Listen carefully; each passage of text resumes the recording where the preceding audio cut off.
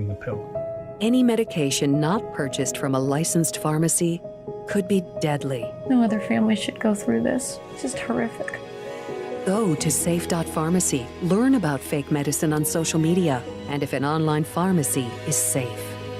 Don't you wish your life came with a warning app? That dog does not want to be petted. Well, life doesn't always give you time to change the outcome, but prediabetes does. Take the 1-minute test today at doihaveprediabetes.org. Brought to you by the Ad Council and its prediabetes awareness partners. This hour of the Triangle Sports Leader is powered by Ritchie Law Firm, injury lawyers. Ritchie Law is on top of it. That one back, that one going, gone! Go to ritchielaw.com. That's ritchielaw.com.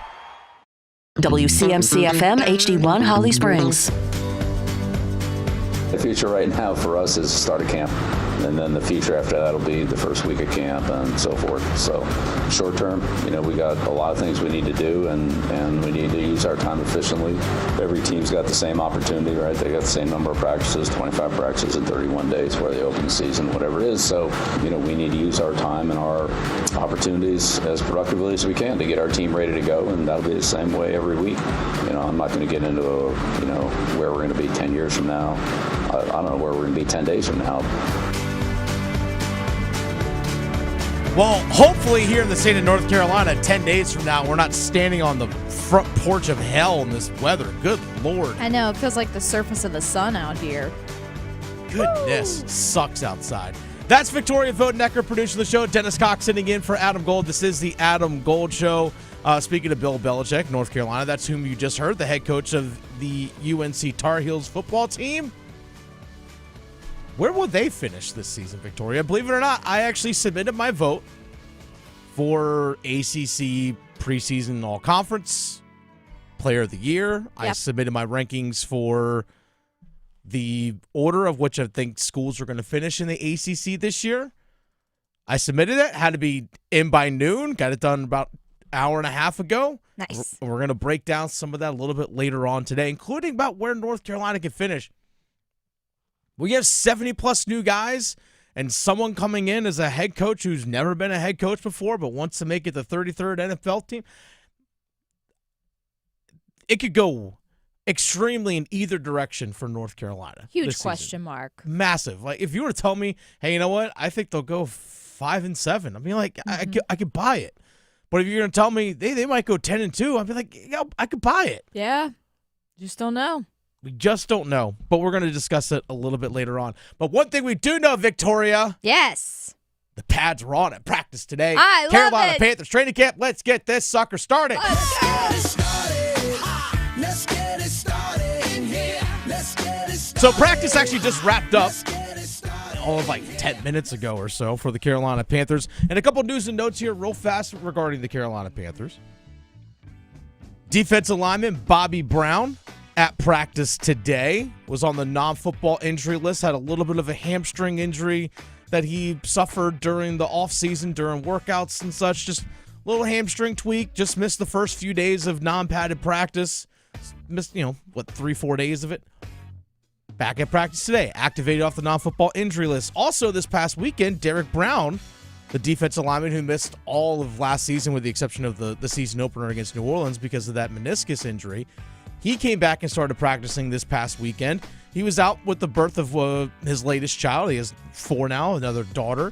So congrats to the Brown family. We actually knew about this back on Wednesday. We were told to keep it. Hey, you know what? Let the team and Derrick make the announcement. It's like, cool, we'll respect that. So we knew that the reason why he missed those first couple practices anyway. But now that the pads are back on, Victoria, or pads are on, I should say, Derrick Brown is back at practice. Dave Canales, actually, this is from back on Saturday, discussed what is the plan for Derrick Brown as he recovers from his knee surgery, about getting him ramped up for the season. We're going to just kind of ramp him up each day and just kind of give him a little bit more, dose him a little bit higher.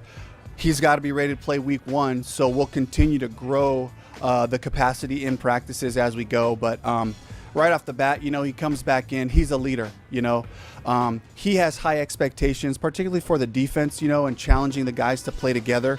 A style of football that I really just hope comes alive with him at the front, just leading the effort. He's a great effort player, chase player from inside the trenches. We call him stack monsters, and he really exemplifies the spirit of what we want this defense to look like. So to have him back out there was unbelievable today.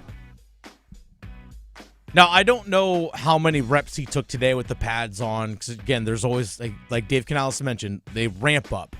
You don't want to overdo it right from the beginning, because last thing you want to do is have a setback. If his body's not ready completely, I guess you can say, for a full workload right from day one, like I said, slowly building up. If he misses a couple of reps in July to make sure he's ready September, October, November, then I'll gladly sacrifice a few reps here in July and early August. Totally get that. We know what he's capable of doing. He just needs to get himself physically back to where he needs to be. Speaking of where he is physically, Derrick Brown, how you feeling? I feel like it. Give me a few weeks. I feel like it. But right now, they got a great plan in place, just getting back in shape and being able to just transition back into being able to, play the plays I played before and, be there for the team. I expressed my opinion to them, and they've been nothing but, compliant when it came to that. They had from the time I had surgery in September to coming around now, shout out to the training staff, especially Karen. We've been together every day since. And, it's been one of those things where, it's hard for me because I want to come out here, go all the whole practice. But, being able, my coach, the organization, and the training room have my best interests at heart. So. All right, so that's Derrick Brown. He was asked if he's feeling 100%. Yeah, like he said, I feel that way, but until you actually start doing it, you just truly don't know. Yeah, I'm glad he at least feels that way. Yeah, maybe his absolutely. mind can trick him if he's not. As an athlete, you know what your body should feel like going into a season. You know if something's tweaked still. Yeah, or if it's not quite as strong, or maybe your confidence isn't quite there completely in something if you are recovering from an injury. But one of the blessings, I guess you can say, of this defensive line with Bobby Brown being added, who's still a young guy, he's only 24 years old, played 4 years in the NFL already, so there's still growth potential. Same thing with Tershawn Wharton, from the Kansas City Chiefs that they just signed. I actually was able to have a conversation with him last week at day one of training camp, myself and Chris Lee from WRAL. With those two guys being added into the mix, with Derrick Brown coming in, A'Shawn Robinson returning, and you draft a guy like Cam Jackson, this defensive front really has been rebuilt and retooled by general manager Dan Morgan. And Derrick Brown on Saturday spoke about what he has seen from the team as well as the defensive line. I'll tell you what, not to have success, but to come off and finish strong at the end of the year last year, and then seeing guys turn around OTAs and come out here, and we watched that completely. And, I see it in everybody's eyes. It's the level of effort that we put in the team. It's the level. And I got to just kind of sit back and watch in the spring. I didn't get to do much team. And, I'm excited. And I got to tell everybody, I'm excited to get back with the team, do my role, do my part. With Derrick Brown coming back on that defense was a massive loss last year. Bobby Brown added to the mix. Tershawn Wharton added to the mix. A'Shawn Robinson coming in. Cam Jackson being drafted. As I mentioned, it's a rebuilt defensive line. And I noticed what he just said about the hunger that these guys are showing. Not just across the defensive front and the guys that were brought in, but even returning players as well. They can sense of, hey, we have a chance to really ramp things up this season. Like really take a jump as a team. And I think something's going to help Derrick Brown. And obviously Derrick Brown is a massive, massive part of if any success of this Panthers season, Derrick Brown has to be a massive factor in that. Big time. And with all those guys I just mentioned, the five guys I just mentioned of Derrick Brown, Bobby Brown, Tershawn Wharton, A'Shawn Robinson, Cam Jackson, like those five guys, my eyes are, unless, barring injury, locked to make this roster. If you look at last year, Shai Tuttle was starting as a nose tackle. This is where I get into the Bobby Brown signing of it all. Because Bobby Brown really is a low-key, massive signing for this team. Not because he's just a massive individual, but because he brings something that this defense hasn't had under Ejiro Evero, a true nose tackle. And if you want an odd man front, which is what a 3-4 defensive system is, you have to have a true nose tackle in the middle of that line that can eat up space, eat up blockers, and not get pushed around. which allows more freedom for guys, whomever's playing middle linebacker, whether it's Christian Roseboom, Trevin Wallace, or whomever else might be going in there with the Josie Jewell no longer being there. But also should help free up some space for Derrick Brown to go work one-on-one. Because if you go double Derrick Brown, if Bobby Brown can push the interior of that defense or interior of the offensive line, well then guess what? It disrupts everything for the offense. But Shy Tuttle last year was starting as a nose tackle. He's not a nose tackle. He's a rotational defensive lineman, and he's not even guaranteed to make a spot this season. Like LeBron Ray, Shy Tuttle, these guys were starting last year. And there's no guarantee that they even make a roster. Because those, again, the 5 guys I initially mentioned, Bobby Brown, Derrick Brown, A'Shawn Robinson, Tershawn Wharton, Cam Jackson, that's 5 right there. Also, you have 6th-round draft pick from last year in Jaden Crumity. There might be a 7th defensive lineman that's kept if you want to have a little insurance in case you're not entirely sure what Derrick Brown's knee, like how many reps he can, snaps he can take early on in the season. If you want a little bit of insurance, if you want to keep a 7th, I get it. But it's a rebuilt defensive line. And here's the blessing about all that as well, which I really think is going to help Derrick Brown a lot this season, is that when you have increased depth, we've seen Ejiro Evero likes to rotate guys in and out. That's only going to give Derrick Brown, hey, you know what? In the first quarter, take a couple of snaps off. In the second quarter, take a couple of snaps. In the third quarter, take a couple of snaps off. Then as the fourth quarter rolls along, now you're more fresh. And then as the season goes along, you're going to be more fresh. A'Shawn Robinson last year just simply played too many snaps because there was just no one else. And he just wore down as the season went along. Less is going to be more for these guys. You're going to take a little bit less snaps in the course of the game, but you're going to be much more effective over the course of the season and over the course of the game because you're going to be more fresh. And then also you factor in what they've done with the outside linebackers as well. Obviously, DJ Wanham's coming back, but you drafted Nick Scorton, you drafted Princely Umamiele, you brought in Pat Jones as a free agent as well. It's a completely revamped defensive front. Now, speaking of a guy like Princely Umamiele, let's go on to the next thing, Victoria. Again, like we mentioned, they put the pads on today for the first time, Victoria. Did. Now, seeing some videos circulating from some people that cover the team, like Joe Person of The Athletic, Mike Kay of the Charlotte Observer, people who've been on this program before, and others who are down there at training camp. We saw some one-on-ones, with wide receivers and defensive backs padded, which we've seen with the non-padded practices as well. But now that the pads are actually on, do we expect physicality? Dave Canales is actually back on Saturday. Does he want to see the physicality that we saw from the non-padded practices carrying over to this week? Absolutely. That's the way football should be played. There's really only one way to do it. And I think that's what everybody loves about the sport, is the violent nature of it. And that's a part of it, and then it also tells us a lot about our players. There's another level, we call the pads the great equalizer, where a guy may not have an advantage, when we're playing in shorts, but all of a sudden, it gets dirty in there and it gets a little bit noisy in the trenches or even on the perimeter, with receivers and DBs, and sometimes guys just elevate. Sometimes guys take a step down, and so I think that gives us a lot more information about where we're headed as a team.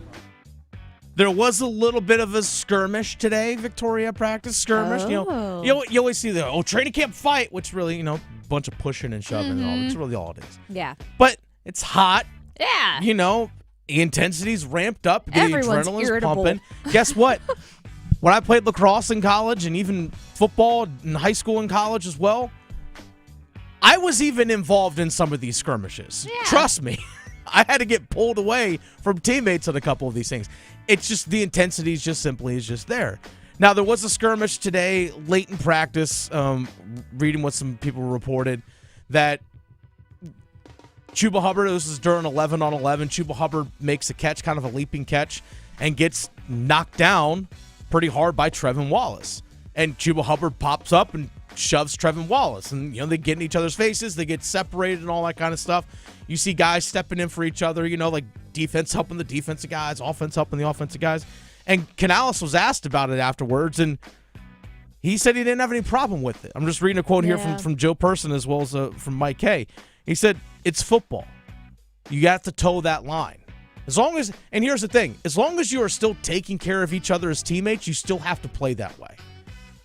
You still have to play that way. But one thing to keep in mind when it comes to when we see videos surfacing of these 1v1s at practice, Victoria.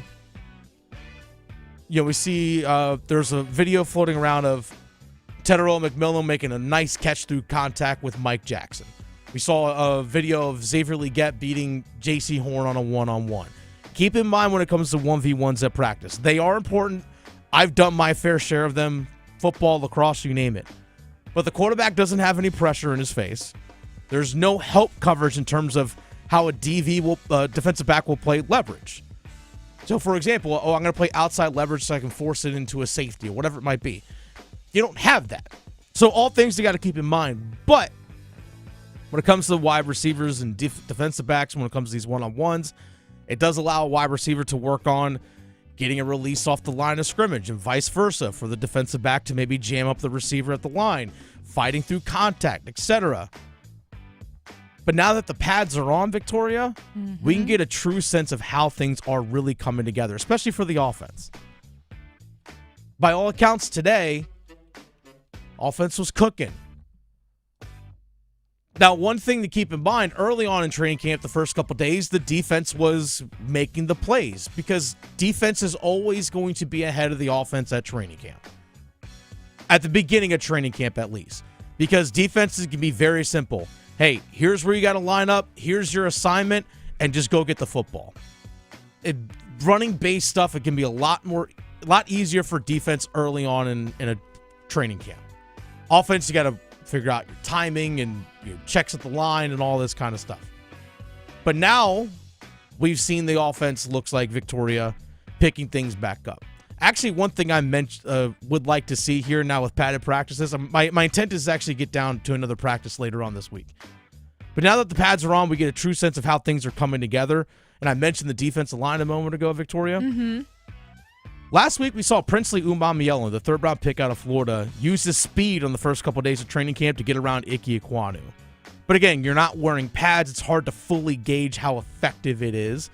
Now, I was there day one of training camp when Princely Umamiela actually ended practice where he actually got to Bryce Young on the last play of practice. And there's that whole conversation about him making contact with Bryce because the ball got knocked out of Bryce's hands. And Canales actually did come back the next day and say, yeah, we actually checked the tape on this. He was trying to avoid Bryce Young. But anyway, now that the pads are actually on, where guys can really get physical, we're really going to see where this offense actually is, in my eyes. I went to minicamp back in June, mandatory minicamp. And from what I saw 11 on 11, it felt like the offense had picked up right where it left off at the end of last season. You saw the chemistry with Bryce Young, with Jalen Coker, Legette, David Moore. Now, the practice that I went to, Jimmy Horn Jr. wasn't practicing because he had a hamstring injury. Tedero McMillan wasn't practicing because he had a little bit of a leg injury. And Adam Thielen had a vet day because he's Adam Thielen and he gets those.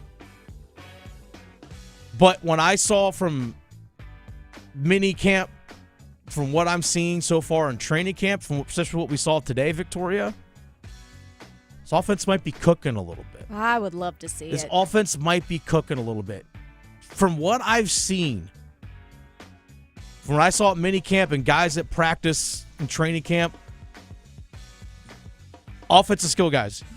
Jatavian Sanders, the tight end, has slimmed down significantly. He actually said that he played last year at about 255. He's down to about 238. Oh, wow. Yeah, like he really, really slimmed down. Chuba Hubbard looks slimmed down, but shredded. They're probably just melting it all off now. Well, aren't we all?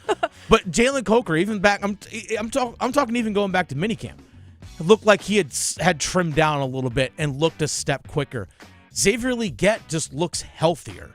Because remember, he battled through that foot injury, had the foot surgery this offseason. He also had that wrist injury he was dealing with. He just looked healthier in the sense of just how quickly he was moving. Hopefully that helps with his confidence, too. Honestly, I'm sure it got shot a little bit last season with, not catching things. Well, yeah, there's frustration certainly that sets in with that, too. And when you're not feeling right, it's hard to play at your best. So I'm excited to see where this offense can go. I will say, we'll wrap up this conversation next. By the way, coming up here at 12:30, we're going to talk about this wide receiver group and what happens if Hunter Renfrow continues to do what he's been doing. But I'll wrap up saying this. I hope that the Panthers offense gets more than one series in the preseason. I thought that was a disservice to Dave Canales, to himself and his offense, and Bryce Young, by only doing one series as an offense last year in the preseason. Yeah, big time. Now, I understand that they have the joint practices with Cleveland coming up, that they have the joint practices with the Houston Texans the week after. But this offense needs live game reps together. Now, if you want to give Adam Thielen one series in the final preseason game, fine. He's earned that. But Teteroa McMillan, Xavier Legette, Jalen Coker, all these guys need more reps together on the field. And same thing, we only saw the defense last year really only play one series against the Buffalo Bills last year. These younger guys like Scorton, Umami Ellen, Cam Jackson, some of these guys, they just need more reps together, live game action. Yeah, it's only going to make them better, more prepared. Yes, because we noticed how much that offense struggled last year at the very beginning of the season. It's like, whoa, you only had one series together. Mm-hmm. I don't think this team right now is good enough and experienced enough to have the, hey, you know what, we can sit out the whole preseason or only do one series. They're not there yet in my eyes. No. They're just not. Even Dave Canales needs more reps calling plays for his actual offense. Not for, no disrespect, for Jack Plummer. Yeah. All right. Like I said, 12:30, we're going to discuss more about the Carolina Panthers coming up here. But in the college football world, Victoria, we got coaches calling out other schools. Uh-oh. And I love it. This is NC Central football coach Trey Oliver over the weekend. I'm just going to go and let the soundbite play. Victoria calling out Virginia Tech. Well, it's on what these guys do, okay? We about to play Howard University on Friday night in pregame, and I look up and I see, y'all enjoy this one, I see Virginia Tech staff member on our sidelines. So I'm like, what's this dude doing on the sidelines? Oh, well, he's here to go see Bulldog because he and Bulldog had a relationship. And first of all, Bulldog's not that nice of a dude anyway for somebody to come see. So I already know that's the first lie. But Virginia Tech was actually on my sideline recruiting my running back. Wow. So thank God they didn't get him. He went to UVA. He got $400,000 though, $400,000. Wow. So he's starting at UVA now, and I hope they kick Virginia Tech's butt. All right, so that's Trey Oliver, again, NC Central head coach. Now, who's Bulldog? Like, who's this Bulldog he's referring to? Bulldog is the nickname of one of the staff members at NC Central, George Smith, who's an assistant athletics director at NC Central. So he never named the coach on the sideline from Virginia Tech. Never actually named that person. But that's who it was. So NC Central playing Howard University on a Friday night. Howard University located up in Washington, D.C. And then all of a sudden just happens to be on your sideline during a game, a Virginia Tech coach on your sideline, a Virginia Tech staff member on the sideline on the field. Excuse you? Exactly. I'm sorry. Mm-hmm. Get out of here. Right.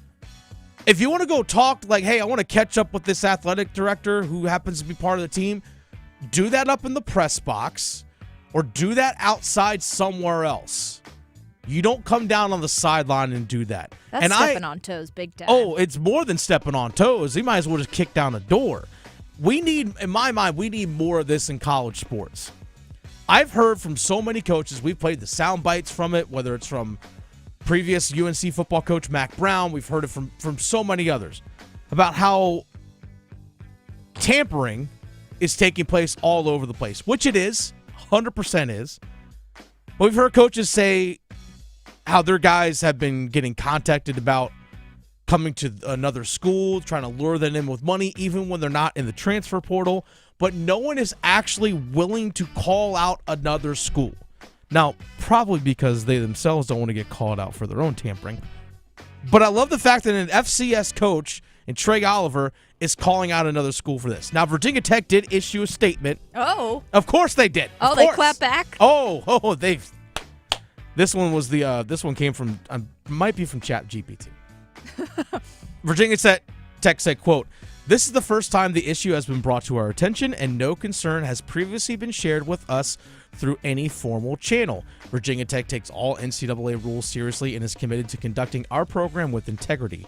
We are reviewing the matter internally and will address any findings appropriately." Wow. That's what it is. I'll say this. As someone who has stood on the sideline of several college football games, on the field for a college sporting event, for college football, obviously the teams themselves, their staff members and support staff, obviously. The officials of the game, whether it's the chain crew, the actual officials on the field, so forth, any sort of security that you have down there on the field, obviously allowed, and part of support staff for each team is obviously the athletic trainers, doctors, whoever it might be. Now, school officials that are affiliated with the game, come on down. Mm-hmm. If there is someone from the Atlantic Coast Conference, come on down. I've talked to, actually, on the sidelines of several games, NFL scouts that are there scouting players, and they got their team polos on and all that stuff down on the field. Absolutely, 100%. Credentialed media members, go down there. There's no business for someone who is employed as a staff member of another football team that's not affiliated with that game to be down there on the field. Zero business. So I love Trey Oliver for calling out Virginia Tech for this. I 100% love it. This stuff people need to call out others more like this. Yeah, it gives a little spice. Well, not just that it gives a little spice, but there has to be some level of accountability. Mm-hmm. Hey, Virginia Tech, quit pulling that bull crap. Get off my sideline. Quit trying to poach my players. Own your actions. Props to Trey Oliver on this. Oh, yeah. And he's always fun to come on the show, too. He brings the spice every time. And someone that is from the state of Virginia, I'm not a UVA fan, but Virginia Tech stinks. It's the Adam Gold Show. Dennis Cox sitting in for Adam Gold this afternoon. Victoria Vodenecker producing the show. Victoria, I have a question. What happens if Hunter Renfrow continues to ball out this summer? Talking about making it spicy. We'll discuss that more in 4 minutes. Talking sports, so you don't have to pretend to know stuff. The Adam Gold Show on the North Carolina Sports Network. Listen every afternoon for The Drive with Tim Donnelly. Here's how you know the Bill Belichick hype is through the roof. At ACC Media Kickoff, Dabo Swinney, one of the most popular, famous coaches in the country, was walking around giving interviews, and almost no one was following him. That's because every media member was up at Bill Belichick's press conference hoping for just a few seconds of audio from the UNC coach. The Drive with Tim Donnelly, 3 to 6 on 99.9 The Fan. See if you're a winner every night. Watch live lottery drawings on WRAL-TV's 11 o'clock news. That's right, Carolina Pick 3, Carolina Pick 4, and Carolina Cash 5 numbers every night on WRAL-TV's 11 o'clock news. See if you're a winner before you go off to bed. Get your lottery numbers live every night. North Carolina Education Lottery. Only on WRAL-TV's 11 o'clock news. Find what you love, love what you find. A Total Wine and More. There's so much waiting for you. All kinds of beers and thousands of wines. Guides in the know and prices so low. It just might blow your mind. You're gonna find what you love and love what you find. With curbside pickup and delivery available, you'll always find what you love, only at Total Wine & More. Drink responsibly, B21. At Wells Fargo, we know what got you into your business. Whether it's manufacturing, running a restaurant, or your business from home. What you didn't get into your business for was banking. But luckily, Wells Fargo offers business checking, payments, and lending all in one place, in your neighborhood and on our app, so you can focus on doing what you love. Wells Fargo, you're good at business, we're good at business banking.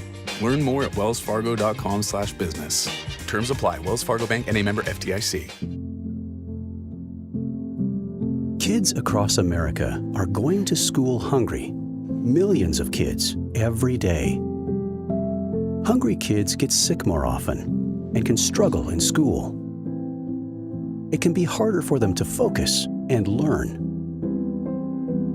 But one simple thing can help change all of this for a hungry child in America. Good, healthy food and the energy it brings. With help from caring people across America, No Kid Hungry is providing healthy meals and hope to hungry kids so they can build better futures. We want to ensure that all of our kids have healthy meals every day. Thank you. Thank you for helping feed our kids. To learn more about ending child hunger in America, go to helpnokidhungry.org today. Don't you wish your life came with a warning app? Stop. That dog does not want to be petted. A heads up before something bad happens. You should not send that text. Uh-oh. Life doesn't always give you time to change the outcome, but prediabetes does. With early diagnosis and a few healthy changes, you can reverse prediabetes and prevent or delay type 2 diabetes. To learn your risk, take the 1-minute test today at doihaveprediabetes.org. Brought to you by the Ad Council and its prediabetes awareness partners.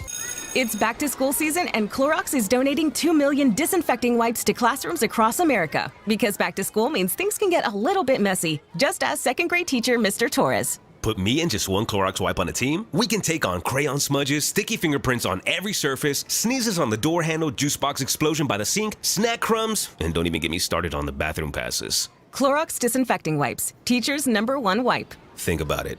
Bathroom passes. Clean feels good. Based on unit sales data. This is Adam Gold. I did love that Rod video with him, though, when he was trying to communicate. Yeah, you speak hockey. And he was like, it's okay, you don't need to know this, you know hockey. And I was like, oh, heartstrings. Yeah. It's fantastic. Yeah, no, it was awesome. The Adam Gold Show.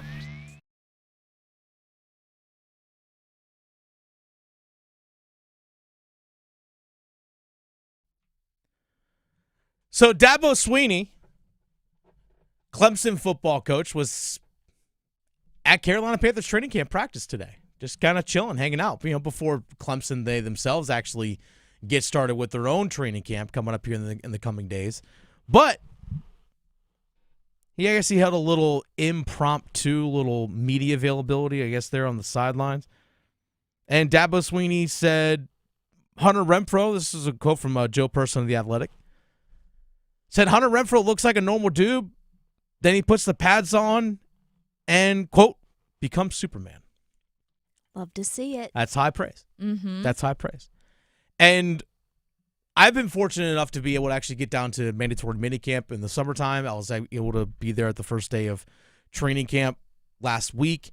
And this is what I described to people who asked me about Hunter Renfrow, about what does he look like. I said, Hunter Renfrow looks like Hunter Renfrow. The guy that we saw play all those years at Clemson, make big catches. We saw the big season from the Vegas Raiders a few years ago before the ulcerative colitis kicked in. Now, we didn't know about it over the last couple of years that Hunter Renfrow was dealing with ulcerative colitis. We just did something that we did not know. Now, he knew it, and he was dealing with it physically, did not play football last year. Has kind of had to rebuild his body a little bit because he got down to, I think it was 150 pounds or so. Lost a whole lot of weight, but had to spend a lot of time actually rebuilding his body. And watching him play, he looks like the guy that we remember playing at his best. Great in the short, intermediate routes, shifty at the point of at the break of his routes, quick off the line of scrimmage, sure hands. Again, not the biggest guy in the world, 5'11", whatever he's listed at, 5'11", 180 pounds. And again, not the biggest guy, but there's a reason why we had the term in the past called third and Renfrow. And then, that was the past. Third down, we got to go 7 yards. All right, where's Hunter Renfrow? Throwing him the ball because you knew he was going to move the chains for you. Now, the big year that he had a few years ago with the Raiders back in 2021, before, again, the ulcerative colitis and all that kind of stuff really started taking into effect, we saw the 100-plus catch, 1,000-yard season from him. Now, he averaged about, I think it was 10.2 yards, if I remember correctly, Victoria, about 10.2 yards per reception. So, again, not stretch the field or any of that speed guy that's going to burn it. I mean, the guy runs probably, a 4.5, 40-yard dash. Again, not super fast at all. But the question now becomes is, if he continues to play like this from what we've seen during training camp, now the question still remains. If he continues to play like this, what does that mean for the rest of the roster in terms of who makes it? There's not enough room for all of them. Right now, people that I got a chance to talk to at training camp last week, and even guys that I talked to at minicamp during the offseason, 4 guys were locks. Obviously, McMillan, Leggett, Thielen, and Coker. Jalen Coker should be a lock to make the team. Should be. Again, all this, knocking on wood, barring any sort of injury. Those 4, good to go. Especially Jalen Coker. Obviously, McMillan, Leggett, first-round picks. But Jalen Coker, just a second year. He's an undrafted rookie, but second-year player that showed a lot of promise and even had some stretches last year in some games. Will look like, again, with Thielen being hurt and Leggett going through his injuries, it's like Coker might be the best receiving option that they have right now. So those 4 guys are locked. So really, it's come down to about 2 spots. You got 3 guys going for 2 spots. It's 6th-round draft pick Jimmy Horn Jr. It's David Moore, the veteran, who's been with Dave Canales going all the way back to Seattle. He's with him in Seattle. He was with him with Tampa. Now he's with him for the last couple of years here in Carolina. And Hunter Renfrow. So 3 guys for 2 spots. Now, this is from back on Saturday, this soundbite we're about to play for you. Dave Canales talking about what he has seen so far from Hunter Renfrow. It's just the Hunter Renfrow I remember. So he looks healthy. And I think, everyone who's watched football over the last, 4 or 5 years remembers what he looks like, and he's really playing at top form right now. I'm really excited to have him here and to have his family, which is, right down the road here after this practice, to be able to just connect with him. And it's a great story, that's unfolding right in front of our eyes. So it's really exciting to see him playing out there. Now, Renfrow's 29 years old. His birthday is in late December, so it's basically he'll be 29 this entire season. Signed a 1-year contract with the team. If I remember correctly, David Moore's contract is only a 1-year contract as well. These are all things you have to take into consideration when you're making decisions about your roster. It's not necessarily just what you want to have for 2025, but if you are giving up a player that has term left on their contract, there's a potential that you might lose out on that player. For example, Jimmy Horn Jr., 6th-round pick, if you decide to release him and let him go, hopefully that you can slip him down onto the practice squad, there's a chance that he might get snatched up. Real good chance. Receivers on any roster, 4, 5, and 6. If you're going to dress 6 wide receivers in a game, receivers 4, 5, and 6 have to be able to play special teams or contribute in special teams in some way, shape, or form. Now, what's Hunter Renfrow not also known for? Or I guess you say Hunter Renfrow is also known for being a great punt returner. That's something because of his shiftiness and quickness and just his ability to find lanes and just get upfield. He's a good in the punt return game. But also you drafted Trevor Etienne in the 4th round. Jimmy Horn Jr. can return kicks. If you decide to keep Raheem Blackshear, he's a kick returner as well. David Moore can even return kicks. So you have a plethora of guys that can already do that. But also receiver 4, 5, 6 on my roster has to be able to cover kicks too, possibly. Those are all things you have to take into consideration. Special teams plays a factor once you get into that portion of things.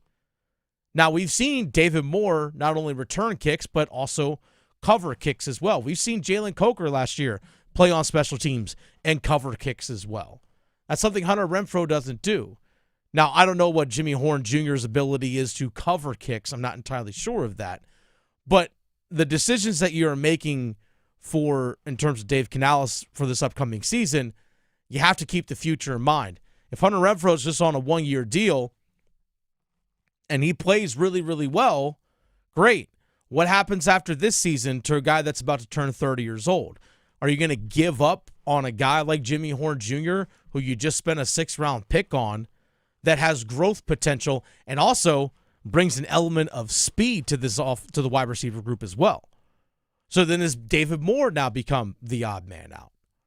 It's a fascinating question because it felt like coming into this season, maybe Hunter Renfrow was Adam Thielen insurance, just because remember, let's not forget this, Victoria. In that 3rd game of the year last year against the Raiders, that diving deep ball catch that we saw Adam Thielen make at the end of the first half for a touchdown. Great catch, great throw by Andy Dalton. He popped his hamstring. It did, unfortunately. Now, he was able to come back and play the rest of the season and played well, but he's 34 years old. Can't ignore it. You can't. Injuries come back, too, sometimes. You can't. And I'll say this as well. Adam Thielen's in the final year of his contract. So Thielen's in the final year of his contract. David Moore's got 1 year, and Hunter Renfrow's got 1 year. I want to try and keep as many of my young guys that have not only potential for helping me this season, but growth potential for the next few years. The more guys that can contribute now and over the next few years that are on rookie contracts allows you to spend money in other places. Let's keep in mind that after this season, Bryce Young is eligible for a contract extension. And if he plays the way that a lot of people hope that he plays this season, well, guess what? That's big money that's going to have to be spent. Just the way the quarterback market is. You're going to have to spend big money on Bryce if he has the season that people are anticipating and he becomes the franchise guy that he was drafted number 1 overall to be. Well, in order to make that work, I got to make sure I have guys around him that can obviously play really well, but are less expensive. Rookie contracts give you that. And people will say, well, you can just draft another wide receiver next year. That's not a guarantee. If you feel like Jimmy Horn Jr. can be a guy that helps you not only this year, but for the next few, I don't see Jimmy Horn Jr. getting let go. Yeah. I just don't see it. Again, barring injuries taking place. Plus, you don't want to keep restarting either. Yeah. Like, it's good. I get having a young team, but you want to develop them so they stick around, and then you have that continuity between the guys. Because you don't want to have to keep doing a reset every single season. You don't. You absolutely don't. Because guys that I know I can guarantee to have on my roster next year are McMillan, Legette, Coker, and Jimmy Horn Jr. The other 3 guys, the veteran guys, Moore, Renfrow, Thielen, aren't guaranteed to be on my roster next year because their contracts expire. There's no guarantee that you can re-sign them. None whatsoever. You don't even know financially if truly what you can do to make it work. But if I know I got 4 really good young receivers with McMillan, Legette, Coker, and Horn, or Horn Jr., I should say, your top 4 receivers all on rookie contracts, plus your top 2 tight ends with Jatavian Sanders and Mitchell Evans on rookie contracts, guess what? I can spend money not only on Bryce, but I can also spend money if I need to. If Ike Kwanu doesn't work out and I got to spend on an offensive tackle, that allows me to do that. If I got to spend on another big defensive player, it allows me to do that. All things to keep in mind. But Renfrow, from what we've seen, I want to see what happens in game action. But Hunter Renfrow looks like Hunter Renfrow. It's the Adam Gold Show. Dennis Cox sitting in for Adam Gold this afternoon. Victoria Vodenecker producing the show. I played a hockey game last night, Victoria. 8:30 last night. My legs are still feeling it a little bit. Yeah. Let's just say I did not get any one-timers off. You and I are going to get some one-timers off next. Chapel Hill to Charlotte, Greenville to Greensboro. Your sports, his state. The Adam Gold Show on the North Carolina Sports Network. It's the first day of the first grade, and she found a new best friend. It's a laid-back Sunday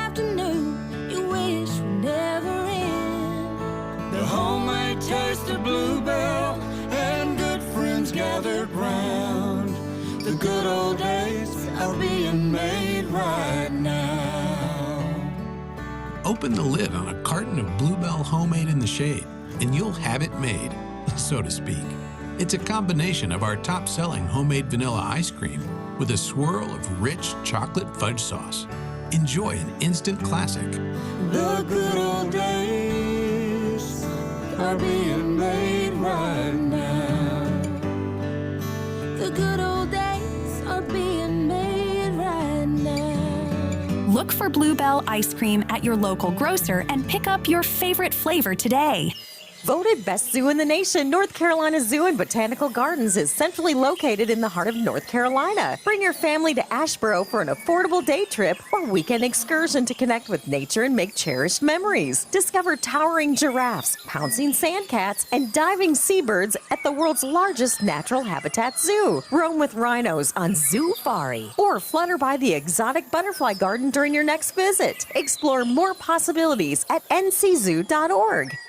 I had questions about my child's vaccines, so I got real answers from her doctor because we share the same goal, keeping her healthy and strong. Her doctor told me that keeping up with childhood vaccines, getting them at the recommended ages and sometimes together, is a proven way to protect her from serious illnesses, ones that can be prevented with vaccines. Have questions? Get real answers. Talk to your doctor. Visit vaccinesforkids.nc.gov. Paid for by NCDHHS. Ask any college student. If it wasn't for the last minute, lots of assignments wouldn't get done. So if you haven't figured out your plan for college and how to pay for it yet, don't worry, you've still got time. And with the next NC scholarship, you can still get money to pay for most or all of your tuition. To apply, just fill out your FAFSA and you could get $3,000 for community college or $5,000 for public university, and possibly more. See how easy it is to apply at nextncscholarship.org.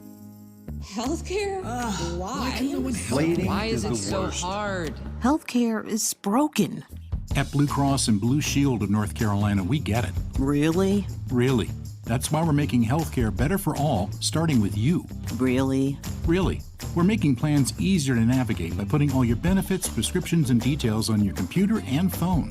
Convinced? No, but it's a start. We'll take it. Blue Cross North Carolina, making healthcare better for all, starting with you. Did you know Atlantic hurricane season runs through November? From gathering necessary supplies to planning an evacuation route, now is the time to make sure you and your family are prepared. And if a storm damages our electric system, local public power providers are ready to respond and restore power quickly and safely. As a public power customer, you benefit from having an electricity provider that restores power faster than other providers do. Visit electricities.com for storm preparation tips and resources. As the health director in Haywood County and a nurse here in North Carolina, I can tell you that the 988 Suicide and Crisis Lifeline saves lives. No matter your struggle, you are not alone. The 988 Suicide and Crisis Lifeline is free, private, and always available. 988 Lifeline counselors are ready 24/7 to speak with you, help you cope, and get you connected to the support that is right for you. 988, the National Suicide and Crisis Lifeline. Call, text, or chat 988 24/7. Brought to you by the North Carolina Department of Health and Human Services. This is Adam Gold. There will be tushes pushed in the NFL in 2025. Push and tushes. There you go. Happy Hump Day! That's brilliant. The Adam Gold Show. No tush pushes here. Just simply one-timers. It's the Adam Gold Show. Dennis Cox sitting in for Adam Gold. Victoria Vodenecker producing the show. Victoria, let's not waste any more time. Let's fire up the one-timers. All right, so let's look here. First up, how big of an impact do you believe it will be for the Panthers not having someone like Josie Jewell on the roster? I think it's a pretty big impact. Now, this is not trying to downplay Josie Jewell as a player, but he's an average starting middle linebacker in the NFL. But for a team that lacks a lot of depth, especially at that position, it only puts more on the plate of Trevin Wallace, the second-year player out of Kentucky, who's a third-round draft pick, and Christian Roseboom, whom they signed as a one-year contract from the LA Rams. Now, Roseboom did say on Wednesday last week that he's going to wear the green dot. Now, for those who don't know, in the NFL, there is one player on defense that on his helmet, there is a green sticker. It just literally looks like a green dot on his helmet. That green dot signifies that this is the person that is receiving the defensive play call from the defensive coordinator, much like how the quarterback has a little earpiece in his helmet, a little headset in which he can hear the plays coming from the offensive coordinator or whomever's calling the plays, the head coach, whomever it is. Now, they have that allowed now on defense where the defensive coordinator can talk to someone on defense and they have to convey that message out to the rest of the team. Okay? So it's a very massive responsibility, which means you're not coming off the field. You're just not. So Christian Roseboom now has to take over that responsibility as well. So there's a lot more that's going to be on his plate, not only continuing to learn this defense, but also now having to call it out to everyone else. I think there's a little familiarity of Roseboom's early in his career with Ejiro Evero, so there's a little bit of crossover. Same thing with Bobby Brown, the defensive lineman that they signed from the LA Rams, because before Evero became the defensive coordinator in Denver, he was with LA the year they won the Super Bowl, actually. So there's a little bit of familiarity, but nonetheless, there's a lot more responsibility on those two guys for sure. And just, we saw last year at times when Shaq Thompson got hurt, Josie Jewell was hurt. We even saw Trevin Wallace had the shoulder injury last year as well. You were down to and Claudin Cherlis came in and played, which I think Claudin Cherlis is a decent backup player. But you're to 4, 5, 6, 7 at inside backer at different points last year. Rough. Now, that defensive front that we talked about earlier in the show, Victoria, an improvement from there, especially with the return of Derrick Brown, but improvement up front for the guys that actually are at the line of scrimmage will alleviate a lot of that pressure. Should. All right, next up, sticking with the Panthers at least, what's the biggest difference you think should be seen in the guys from not wearing the pads to now wearing the pads in training camp? The biggest difference? Obviously, you're just going to see simply just more physicality. I mean, that's the obvious answer there. But I think the biggest thing you're going to see is who can really fight through contact. I think that's where you really start to separate yourself. Because when you're not having the full contact of no pads, just helmets, well, of course I can run by you. Or make it a little step on you. Because you really can't push me. Especially when it comes down to the offensive line and defensive line. That's where you're really going to see the difference, is that who can actually fight through the contact. That's the biggest thing you're going to see. My eyes. Let's see here. So, Stephen A. recently mentioned. Stephen A. from ESPN. Okay. Yes. That's Stephen A. He's got a lot of opinions, and one of them is he isn't expecting much from the Bengals this season. So, what are your thoughts on that? I think if you are a fantasy football player, as in you like doing fantasy football, I would take as many Bengals offensive players as you can for your team. I don't expect much of anything from them this year either. Their defense stunk last year, and their best defensive player is not even at camp because he's in a contract dispute, and that being Trey Hendrickson. So, no, they just got their first-round pick signed in Shamar Stewart, who missed the first 3 days of training camp because, Bengals can't get out of their own way when it comes to signing their draft pick. So, I would not expect much of anything this year. Joe Burrow and Jamar Chase and T. Higgins put up stupid stats. I'm stupid as in video game numbers. Ridiculous, yeah. And they still went, 8, 9, 9, and 8? Right. It's because they just simply won some shootouts. So I would expect them to be playing in a lot of fun games this year, Victoria, in terms of just high scoring in that regard. But no, I don't expect anything from the Bengals this year. Yeah. Well, moving on to college football. Bill Belichick Do you believe that the outcome of this season will have any impact on how long he stays with UNC? Oh, that's a good question. That's a really good question. Well, yeah, because if they struggle this year 4-8, right, he's 5-7, does he bounce? Which I don't think he will. I don't think if he struggles they struggle and they're a 500 team, I think he wants to sit there and no, I'm going to prove I can do this. I don't know how much impact it has on him long term. That's a really fascinating question. My gut still tells me that he's going to be at Carolina for 3 years. That's just what my gut tells me. I have nothing that backs that up, but just tells me just his age and everything. You know what? 3 years, and they really cultivate the culture and the system that they want to run, being the 33rd NFL team and all that. And I think he hands it over to his son, Steven Belichick, who's the defensive coordinator. And then Steven Belichick already been part of it and part of this build that they're having at North Carolina. That's what my gut tells me. It's 3 years. So I don't think, no matter how they finish this season, I don't think it's going to impact, unless they're just completely dreadful and they go 1-11. They're like, all right, look, dude, it's I'm done. This ain't working. We're going to scrap this already, which would be a tragedy for North Carolina. It really would be. I don't wish that upon them, by the way. It's the Adam Gold Show. Dennis Cox sitting in for Adam Gold this afternoon. Victoria Votenecker producing the show. Latest on the Panthers next. From the heels, touchdown, Carolina, to the canes. She scores! He covers it all. The Adam Gold Show on the North Carolina Sports Network. Hi, this is Renee Chu. The most trusted local news in the Triangle is now on the radio. WRL News Plus.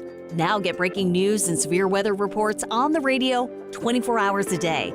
Listen on the radio at 96.5 FM in Durham, 99.3 FM in Raleigh, and everywhere in the Triangle at 101.5 HD3. Joining us on this episode are real Spectrum customers, Monique and Greg. We hear your family is a big fan of Spectrum. Family of 4, we have about 18 devices last time I counted. 2 teams require a lot of speed. Everything they do is online. There's gaming, there's streaming. Spectrum is perfect for us. I mean, it just seamlessly connects all our devices with lightning speed. Sounds like Spectrum is really committed to keeping you connected. It's amazing. Struggling with high interest debt? You can pay it all off in days with Loan Pronto's Rapid Equity Loan. Hey, it's Dennis Cox. Get cash out now without touching your low-rate first mortgage. No appraisals, no waiting, no BS. The Rapid Equity Loan program at Loan Pronto is amazing. One Loan Pronto client just got $300,000 approved in under 24 hours. They paid off debt, renovated the kitchen, and cut their monthly expenses by $1,800. That's a huge turnaround. Loan Pronto, instant approvals, low rates, no hard credit pull up front. Listen, your home equity is yours. Use it. Get cash to consolidate your debt down to one easy low monthly payment. Call Loan Pronto now for a free instant appraisal for your home and see how much cash you can get today. Loan Pronto is A+ rated by the BBB and have nearly 2,500 5-star Google reviews. Their service is off the charts. Call now to start the conversation. 919-381-1760, loanpronto.com. 919-381-1760. Get debt relief now. loanpronto.com. Equal housing lender. NMLS 166171 on approved credit. NMLSconsumeraccess.org. It's bow time. Something new just dropped at Bojangles. Take the bold taste of a crispy golden chicken supreme that's been seasoned to perfection, then add dill pickles, Carolina Gold barbecue sauce, and a toasted bun that's great on the go. What do you get? You get a Bo's Bird Dog. In fact, you can grab 2 of them for $5. So when you're on the go, headed to practice, or need a snack, grab a Bo's Bird Dog. Hurry in before they're gone. Available for a limited time. It's bow time. There's no time like bow time, but sometimes it's go time. No time to stop, but the perfect time for a Bojangles Bird Dog. A seasoned to perfection Bojangles Chicken Supremes, dill pickles, and Carolina Gold barbecue sauce, all tucked inside a toasted bun. Great on the go. Try 2 Bird Dogs for just $5 or 2 Bird Dog Combo for just $8.25. Available for limited time only. When you're hungry for flavor and value, it's bow time. Kids Kids across America are going to school hungry every day. With help from caring people across America, No Kid Hungry is providing healthy meals and hope to hungry kids so they can build better futures. Learn more at helpnokidhungry.org. Life doesn't wait, and neither should you. Aleve can help you deal with pain less throughout your day. Whether it's a long day on your feet, a demanding workout, or everyday aches and pains, you need relief that can keep up when pain persists. Aleve is here for you with longer-lasting body pain relief compared to leading OTC branded pain relievers. With just one pill, Aleve lasts up to 12 hours. Don't let those aches hold you back from doing what's important to you. Use as directed. I'm attorney Brian Ritchie. Workers' comp can be tricky, but my law firm will be on top of all the complicated paperwork and sneaky deadlines so that all of your I's are dotted and T's are crossed. If you've been hurt on the job, I'm on top of it. Contact us at ritchielaw.com. Broadcasting live from the Lenovo Studios. WCMC HD1 Holly Springs. 99.9 The Fan. The Triangle Sports Leader. You're listening to The Adam Gold Show on the North Carolina Sports Network. The Panthers, despite making gains last year in a lot of different areas, whether it's the offensive line, Bryce Young's play, not really the defense per se, but maybe it's better. It's entirely possible that the Panthers win 5 games, and it's entirely possible that the Panthers win 11 games. And I don't think that the latter is likely. I don't think it's likely. They got a former number 1 overall pick at quarterback, and they just drafted a first-round rookie wide receiver. You got 20 other teams where there is a wide swath of outcomes that are possible for those teams. I think the Panthers fall in that category.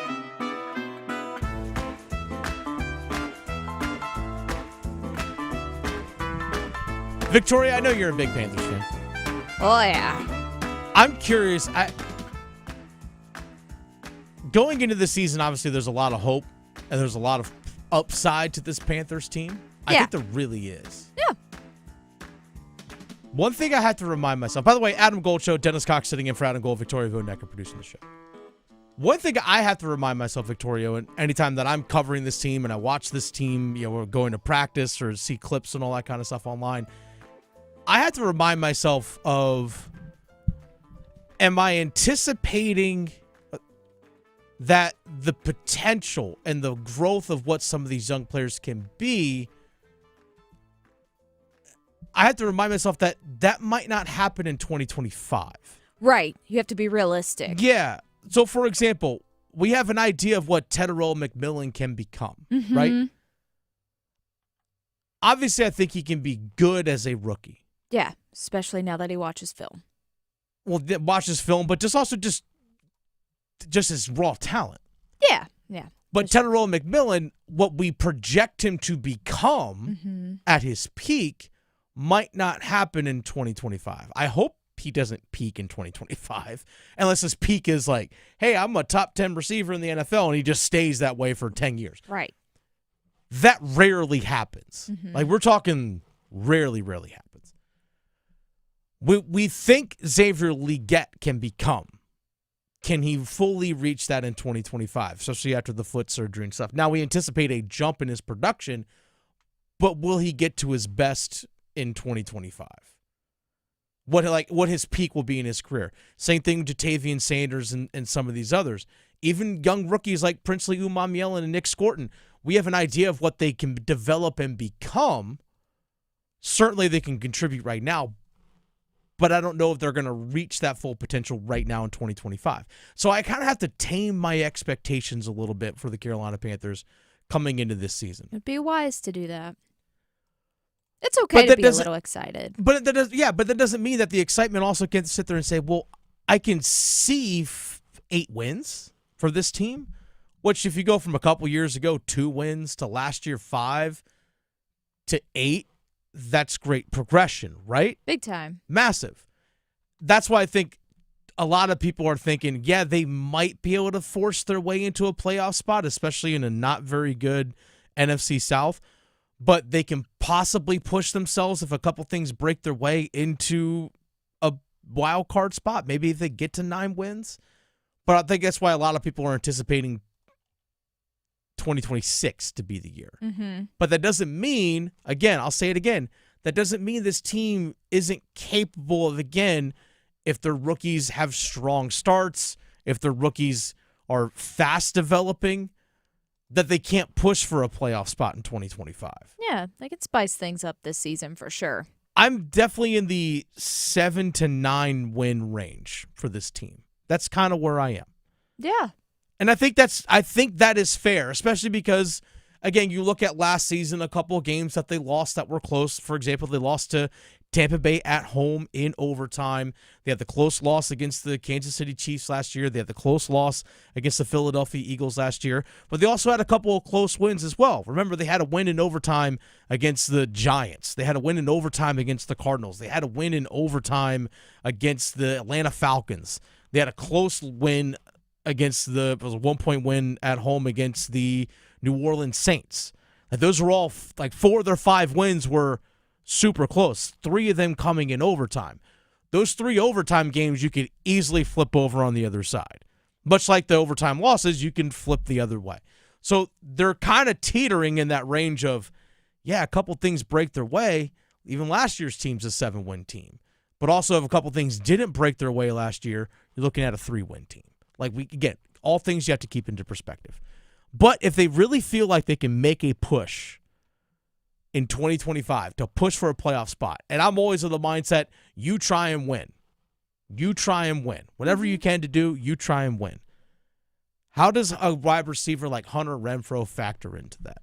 Now, this is fresh audio.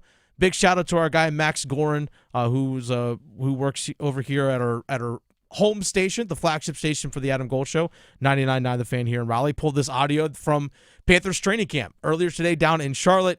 About, speaking of Hunter Renfrow, let's actually jump to that second Hunter Renfrow cut about what he's done to be successful so far in training camp. Here's Hunter Renfrow earlier today, again, literally about an hour ago, talking to the media about what he's done to be successful in camp so far. I think just trying to do what the coach asks you to do, right? I think just trying to get better every day. I think we have a good group of receivers and deep, and it was very similar. Coach when he was out here, it was very similar to when I was at Clemson. Like, everyone pushed each other. We had Mike Williams, we had T. Higgins, we had Justin Ross, Amari Rodgers, Deion Kane, Ray McLeod. We had all these 5-stars, and if you didn't show up every day, you were going to get beat out, right? It could be one little thing, one little route you didn't run the right way. Next thing you know, they get the opportunity, they're going. So I think that's part of it. I think having an appreciation of being back out here, being able to feel like I can run again, feel like I can go out there and have fun with my teammates again, be a part of a team, be a part of pushing towards something special. And so I think it's all kind of a part of it. And so it's just been an appreciation for me. I love how Hunter Renfrow did a bunch of name dropping right there. Big time. From at Clemson, because Clemson for the longest time was known for producing wide receivers and defensive linemen just to the NFL, constant. There's this DeAndre Hopkins and Sammy Watkins and those guys and a bunch of those guys that he just mentioned. He was the walk-on guy. Remember, he was the guy that came out of nowhere. Mm-hmm. And all of a sudden, well, wait a second, in the national championship game, who's catching the big touchdown? Oh, it's Hunter Renfrow. It was him.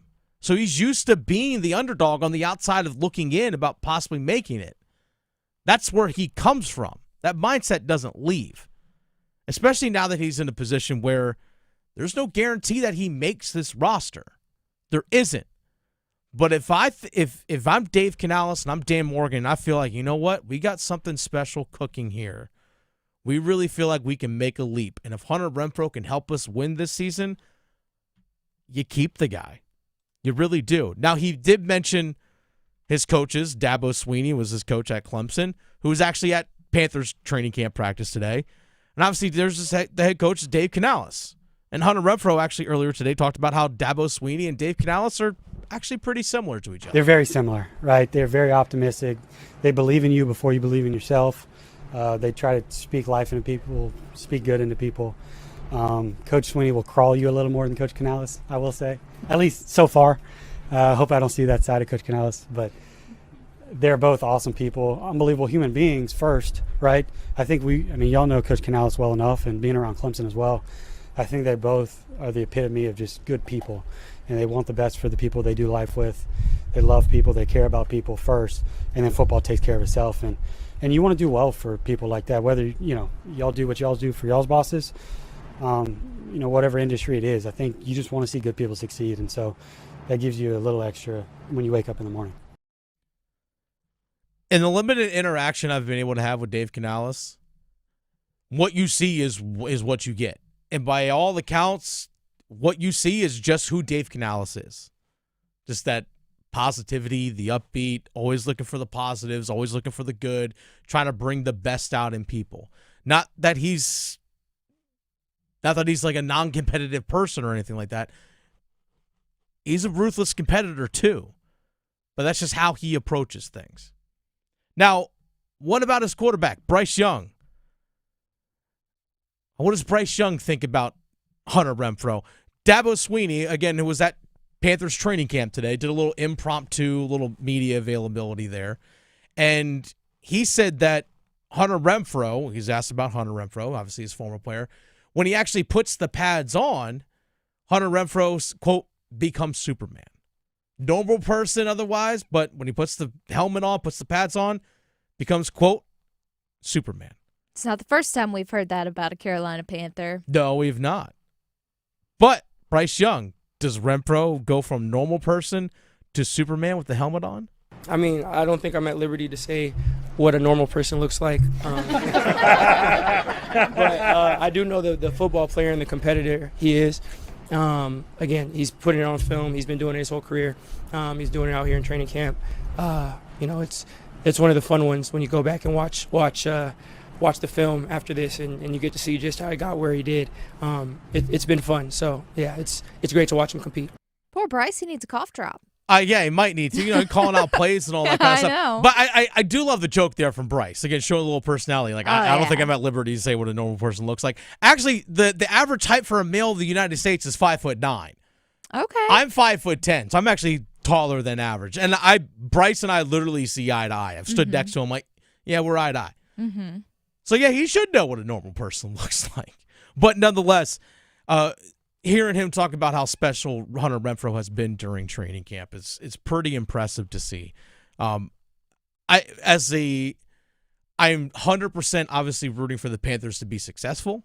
I'm also want to see Hunter Renfrow succeed coming back from his illness, ulcerative colitis. I mean, it completely derailed his career. He didn't even play football last season, just dealing with this. But now that he's back in a healthy state, I think that's a great place to be for Hunter Renfrow. And he did say Hunter Renfrow told his agent that he wanted to be in Carolina. I think that's a very important thing as well. It's not a, hey, just find me any place that actually will take me.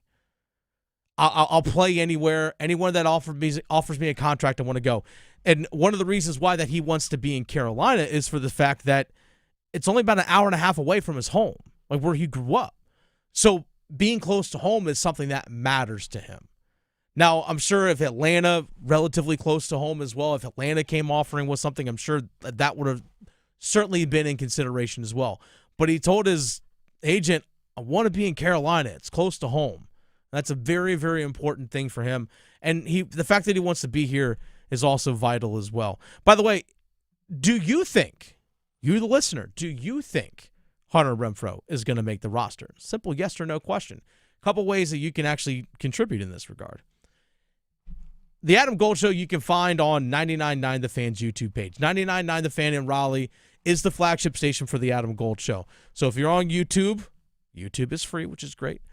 Just search 99.9 The Fan. You can also just search the Adam Gold Show, and you'll find the station. Subscribe there, and you can actually watch the show live, actually in video, waving everyone that's watching right now. You can watch live. You can also leave thoughts in the comment section. Victoria, actually, we put up a poll right there in our comment section of, will Hunter Renfrow make the Carolina Panthers roster? Just a simple yes or no. So you can go vote there as well. I also posted on my own social media. I posted on @TheFanRookie is where you can find me on Twitter, Instagram, you name it. @TheFanRookie is where you can find me. And I just put a poll out there as well, Victoria. Will Hunter Renfrow make the roster? Simple yes or no. Right now, 97% of the people think that Hunter Renfrow will make the team. 97%, Victoria? That's pretty high. That is very high. Question for you, quick. Yes, no. Hunter Renfrow makes the team, yes or no? Yeah. Yeah? Mm-hmm. Who doesn't, wide receiver-wise? Big David Moore or Jimmy Horn Jr.? Again, barring injury, all things being healthy. Yeah, I think the Moore thing, because of his relationship with Canales, might be helpful for him. So Jimmy might be on the lower end of that, but that they both feel like a toss-up between those two. It feels like a toss-up. But I'd probably go Jimmy, maybe. I'd be very reluctant to cut Jimmy Horn Jr. Yeah. I mean, I don't want them to. Very reluctant to do so. Again, but the Panthers never listen to me. No, they don't. I'm sorry, Victoria. I know. But again, I would not let Jimmy Horn Jr. go because, again, I look at about not what only can he do this year, but what you think that he can develop and grow to be, and he's going to be an inexpensive player for the next 4 years. And if you're looking to give Ike Ekwonu a contract extension, if you feel like he's earned that this offseason, if you're looking to give Bryce Young a contract this offseason, if you feel like he's earned it as well, well, guess what? Those are two big-ticket positions, left tackle, quarterback.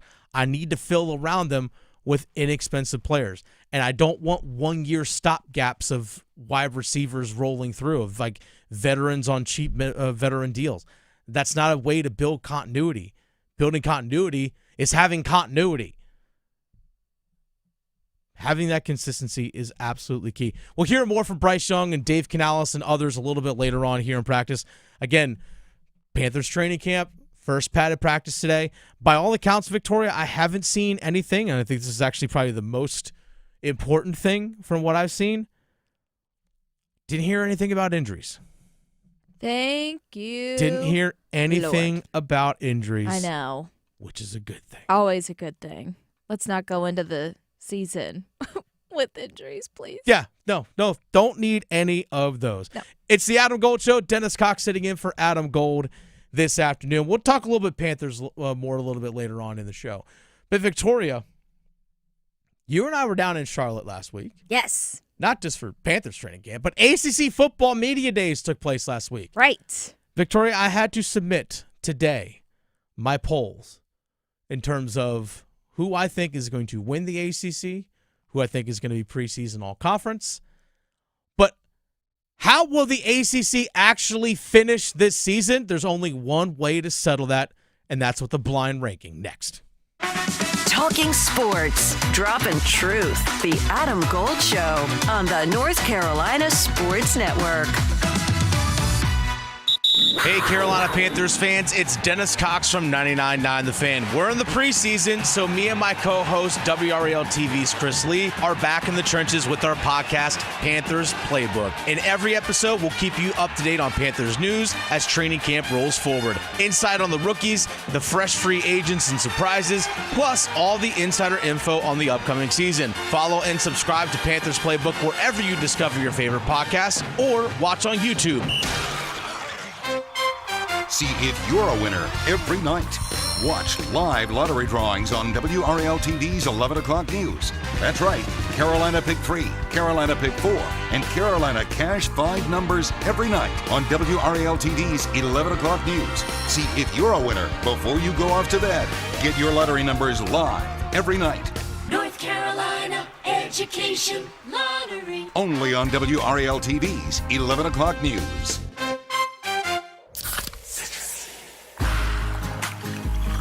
A mountain with lots to do. Give me something simple and true. All I need is sunshine and a cool, refreshing Mountain Dew. Yes, give me my good friends. Give me that dew. Grab some ice-cold Mountain Dew today. Mountain Dew. Hurry into Family Fare to get 2 20-ounce bottles of Mountain Dew for just $4. Family Fare, first in thirst.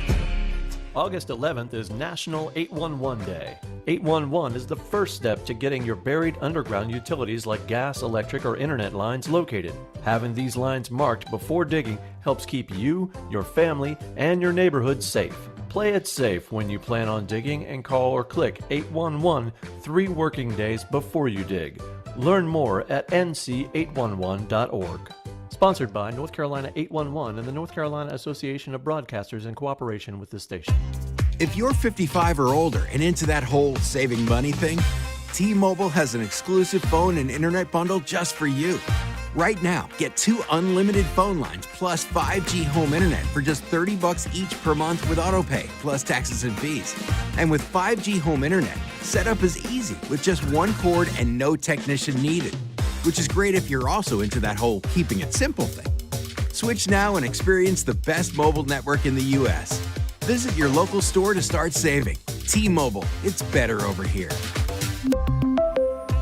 Based on analysis by Ookla Speed Test Intelligence data Q4 2024 to Q1 2025, Ookla trademarks used under license. Unlimited on our network. Customers on voice plan may notice speeds lower than other customers and further reduction if using more than 50 gigs a month due to data prioritization. Video streams and SD on this plan. Home internet pricing after $20 a monthly bill credit plus $5 per line without autopay. Debit or bank account required. See 5G device coverage and access details at T-Mobile.com.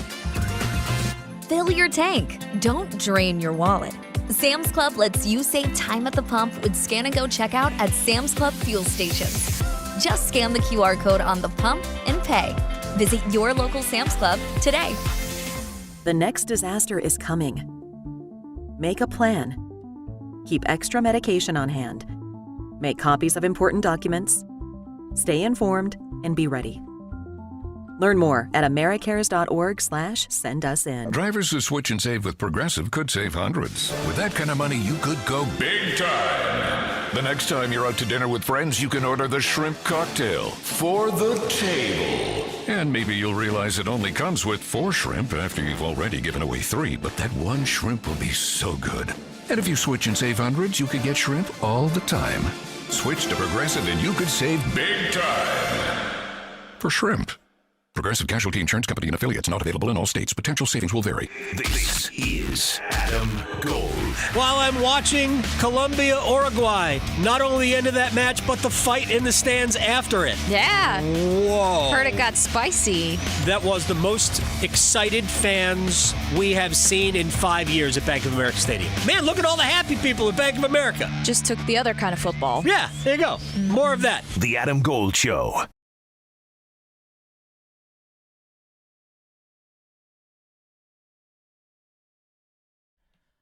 Victoria, I'm sure probably later on this week, maybe even later on today, we'll get all the preseason polls and preseason rankings of ACC football, including all the preseason All-ACC team is and the preseason player of the year.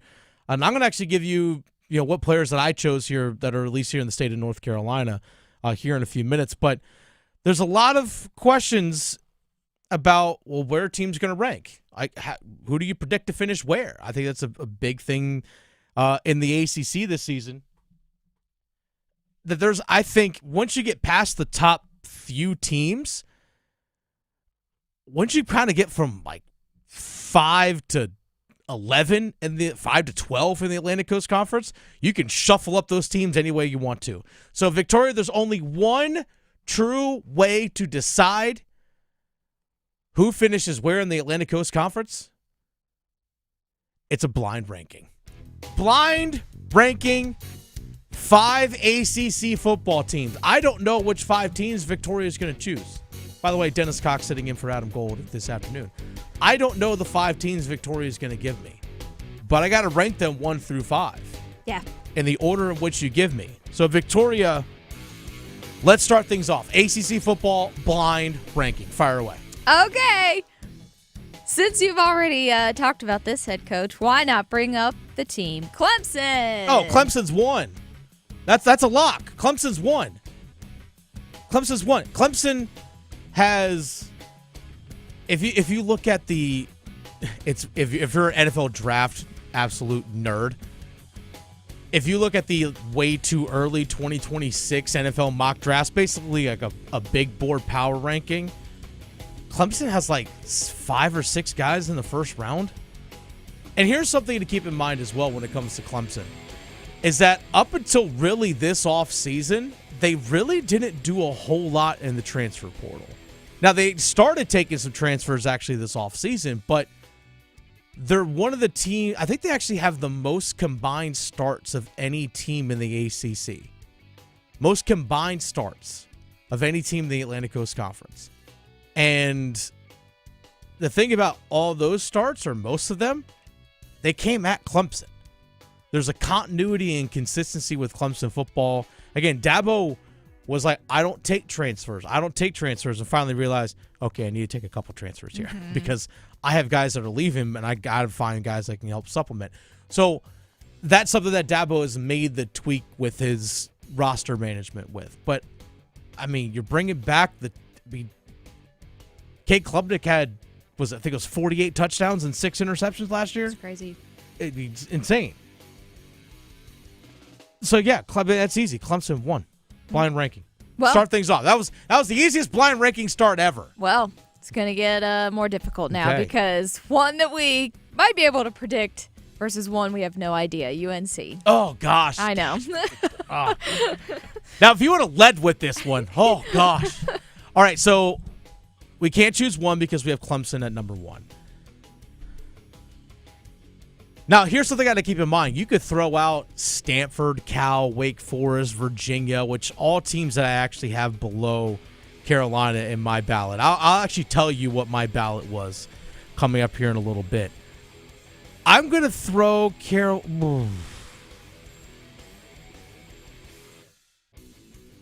There are several teams that I think are better than Carolina going into this year. Again, there's so much unknown with UNC. When you have an entirely new coaching staff. I know Freddie Kitchens' hangover come over from last year, but let's be real. Entirely new coaching staff with Stephen Belichick, the defensive coordinator from Washington, not the Commanders, but Washington University or the University of Washington, the Huskies, coming over. So you have him running your defense. So at least there's like that level of college experience on your coaching staff, but you have over 70 new guys. And when you look at transfers and incoming freshmen, it's over 70 new players on your team.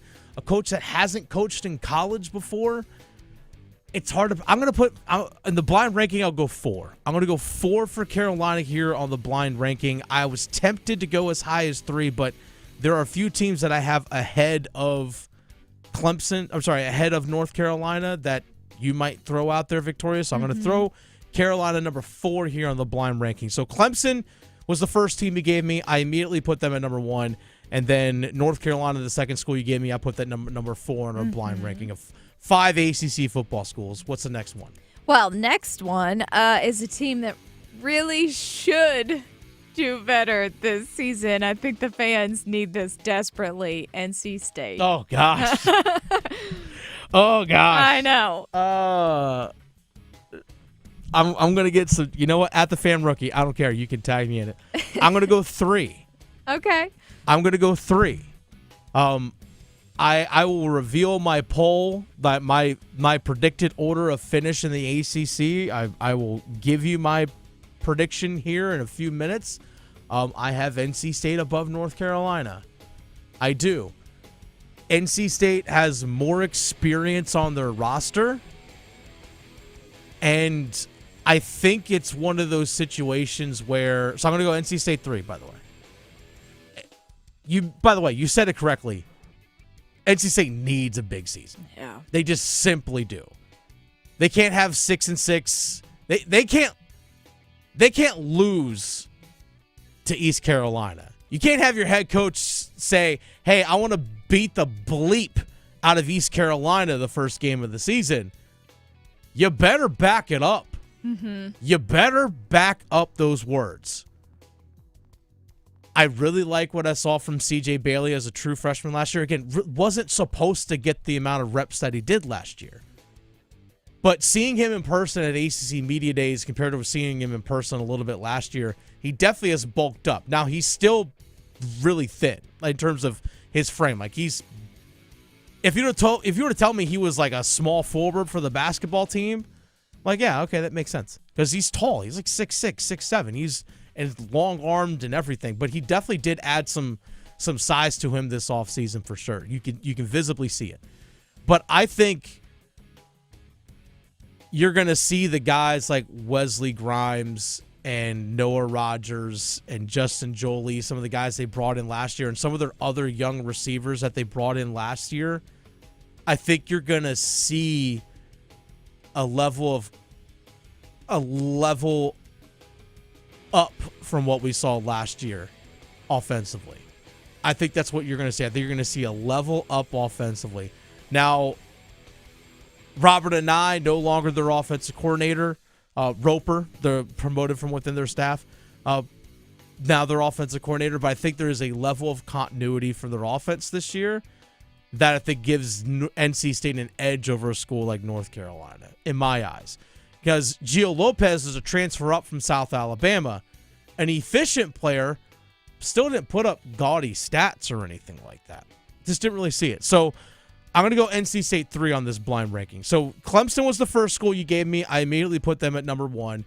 UNC was the second school you gave me. I put them at number 4. NC State was the next school you gave me. I put them at number 3. So we have number 2 and number 5 open on the blind ranking, Victoria. Mm-hmm. What's the next school? Okay. Next up is a newer ACC component, SMU. Oh, 2. This is a lock for me. Yeah. 2. The team that won the ACC regular season last year and lost in the conference championship game.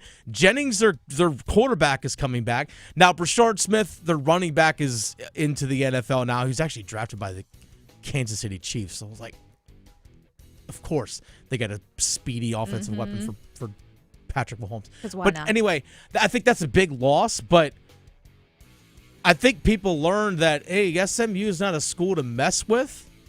But I still think Jennings coming back, even though he had a rough college football playoff game, I think you're just going to see an improvement. When he's out there on the field, their offense looked different. Again, he didn't start the season as the starter, or begin this season last year as the starter for SMU. So no, the Mustangs put him at 2. Oh yeah. So Clemson 1, Carolina 4, NC State 3, SMU 2, which leaves number 5 for. Oh boy, that would be the Duke Blue Devils. Oh come on, come on! I know. Gosh, I knew you'd throw out your handle. So Duke Blue Devil fans are like, what? Manny Diaz is like, what? All right, fine. All right, so based on the blind ranking, Mm-hmm. this is the worst blind ranking ever now. I was feeling super confident I about know, I know. I really was. Because I didn't want to put North Carolina at 5. Right. Because I have North Carolina finishing in the top half of the ACC, so I didn't want to put them at 5. Because you could have thrown out, like, I don't know, Virginia Tech next. Exactly. Boston College. Gosh. All right, so the blind ranking comes out.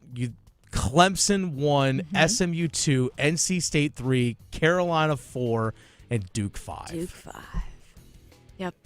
Let me just say that of the 3 schools in the triangle, I have Duke the highest rated.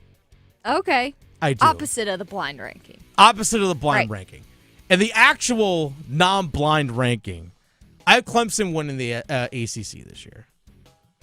I think that's relatively straightforward. Mm-hmm. I actually went SMU as number 2. Yeah. I went SMU number 2. Something you have to keep in mind when it comes to picking trying to pick the rankings for these schools going into the year. You have to take into consideration the schedule, because not everyone plays the same schools, right? Not everyone plays the same teams. Now, SMU's schedule in conference includes Syracuse, should be a win. That's at home. Stanford at home, should be a win. They got to go to Wake Forest. That should be a win. Got to go to Boston College. That should be a win. They got to go to Cal. Now, the travel for them stinks. Got to go to Cal, but that should be a win. They're at home against Louisville. I mean, Louisville's got like a new quarterback every year. I mean, last year it was Tyler Shuck. The year before that it was Jack Plummer. But Coach Brom at Louisville always seems to have something going on. Louisville's not going to be an easy win, but they have Louisville at home. I think that's a game that they can win. It really comes down to how they handle at home against Miami and on the road at Clemson. Now, I would say Clemson wins that regular season game against SMU, but I also don't know what to expect from Miami this upcoming season. Yeah, you got Carson Beck, the transfer coming in from Georgia, but let's not forget, he had a pretty big elbow injury last year for Georgia. I don't know how well his arm has recovered, to be honest with you. And we saw Miami last year had no defense. None. Zero defense. So, yes, their offense, even though they lost number 1 overall pick Cam Ward and their top receiver in Xavier Restrepo and their top tight end in Arroyo, who was a second-round pick to the Seattle Seahawks, I don't know fully what to expect with Mario Cristobal and Miami. That's why I have Miami actually finishing 4th in the ACC. Oh, yeah. So I have SMU losing one conference game to Clemson. I might be a little bit too bullish on Duke, but I'm high on Duke football this coming year. I know they got a new quarterback in Darian Mensah. I know Star Thomas, their running back, is no longer there. But I like what Manny Diaz has done, or at least what he did a lot last year with that defense. Manny Diaz, anywhere he's coached, has had a good defense. Yeah. And he looked like he meant all business at ACC kickoff. 100%. 100%. His face was like, I am here to win. Mike Elko, the 2 years that he was at Duke, had an awesome defense. And then Manny Diaz is known for having a good defense. Had a good defense again last year. And yet Chandler Rivers, one of the best, if not the best defensive back, or corner, I should say, in the country. One of the best corners in the country on your defense. Brian Parker, the offensive tackle, is one of the best in his conference. Is one of the best at his position in the ACC as well. And I look at Duke's football schedule, their ACC schedule this season. You're at home early in the year against NC State, which a rivalry game, things can be kind of tough. But I see Duke winning that game. You got to go to Syracuse. They should win that. Got to go to Cal. They should win that one. Home against Georgia Tech feels like a rock fight, but like in a fun way. Mm-hmm. But they got to go to Clemson as well. And they're home against Virginia. They got to go to Carolina. And they're home against Wake Forest. I see that as okay, you're losing on the road at Clemson, but that might be their only ACC loss. Now, if you want to tell me, depending on how UNC does late in the year, if they're going to lose on the road at Carolina, again, rivalry game for the victory bell. But then Georgia Tech's not going to be an easy out either. If you want to tell me that they're going to go 5-3 in conference, I'd buy it. Like I wouldn't push hard against it. But I was at the game. I remember I stood on the sidelines for most of the game when they played against SMU last year, and they forced 6 turnovers. Now they still ended up losing the game because they just offense couldn't seal the deal and couldn't make a kick late. But nonetheless, their defense is going to keep them in games this year. It's going to keep them in games. And I think Darian Mensah as a passer just kind of have a little bit more touch on his passes than Malik Murphy. Yeah. Malik Murphy last year, by the way, had a cannon for an arm. But Victoria, I'm sitting about 10 feet from you right now. Mm-hmm. He would fire that pass from me to you as fast as he would or as hard as he would on a 40-yard deep ball. Wow. He just had a cannon. Mm-hmm. So that's where I see actually Duke, believe it or not. I have Duke finishing 3rd. I'm on the record saying it. Just ahead of Miami. Just ahead of Miami. I'm Clemson. This is literally what I submitted my ballot about 3 hours ago. And I could be completely wrong on this. So it's out there. If I'm completely wrong on this, feel free to bring this video back up and be like, Dennis, you're a stooge. And I'd be like, yeah, I could have told you that. But I have Clemson number 1 winning the conference. I have SMU 2nd in the conference. I have Duke 3. Again, I factor in who are you playing on your conference schedule. Yeah. Miami, I have 4. Louisville, I put 5. Georgia Tech is tough. They're just a tough out. I had Georgia Tech 6 in the conference. I mean, Georgia Tech will probably finish 8-4 and go 5-3, 6-2 in the ACC, and they're just going to beat up on teams. Now, beat up is just like physically going to get beat up.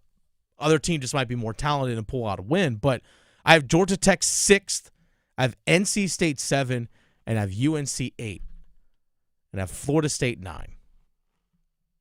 So that's basically my top half of the ACC. Then I get to bottom half. I go Pitt, Syracuse, Boston College, Virginia Tech, Wake Forest, Virginia, Cal, Stanford. Virginia, I don't think is very good. Cal, not very good. Stanford, not very good. Wake Forest, with Coach Dickert trying to just turn things around, just trying to rebuild what they're doing over in Winston-Salem. Mm-hmm. And then, but really, from like 6 to Georgia Tech to 12 at Boston College. You could shuffle those teams around any way you want, in all honesty. But I have NC State with a slight edge over North Carolina. I think that seeding really is just going to come down to who wins that last game of the year. Been a big rivalry game. So that's where I stand. Nice. That's where I stand. It's official. I put it out there. I'll read it through one more time. I'm from top to bottom, ACC. Clemson, SMU, Duke, Miami, Louisville, Georgia Tech, NC State, North Carolina, Florida State, Pitt, Syracuse, Boston College, Virginia Tech, Wake Forest, Virginia, California, Stanford. That is where I have things standing. Yeah. Now, real quick, Victoria, for people local here in the state of North Carolina for practice, not for practice, but for my preseason All-ACC team, I had Cade Klubnik, first team All-Conference. Also my preseason player of the year. I think it's just what's going to happen. I had DeMond Claiborne, who was a first team All-Conference running back last year. I have DeMond Claiborne as a running back first team this year. Antonio Williams, who was a first team All-wide receiver from Clemson as a first team. I put NC State tight end Justin Jolie as my preseason tight end. Brian Parker II from Duke as one of my offensive linemen. I also included defensive end Wesley Williams from Duke as part of my defensive line as well. And also Trey Freeman, linebacker. And Chandler Rivers, corner from Duke. And Terry Moore, who was also an all-conference player last year. I had him at preseason at safety as well. So I've quite a few Duke, SMU, Clemson guys. But when I actually give my predictions for preseason all-conference, I actually look at returning players who were all-conference from last year and try and figure out, okay, like, well, who's no longer here? Not just be like, hey, look, Clemson player, click. Yeah. Despite some other people who might do that. Some people do that. And there's some ones that are easy. Like Desmond Reed was a first-team all-purpose back last year from Pitt and was first team as a specialist last year from Pitt. Well, yeah, I'm going to vote that guy first team all preseason conference. He was just that a year ago, and he didn't leave. Should be a fun year. I could have been completely wrong, Victoria. But we don't know. We don't know. That's the whole point, especially with UNC. No. Exactly. Who knows? Nobody knows. Nobody. It's the Adam Gold Show. Dennis Cox sitting in for Adam Gold this afternoon. Victoria Vonecker producing the show. Victoria, it's come to that time of the show. We need to stretch, but also make some money. Chapel Hill to Charlotte, Greenville to Greensboro. Your sports, his state. The Adam Gold Show on the North Carolina Sports Network.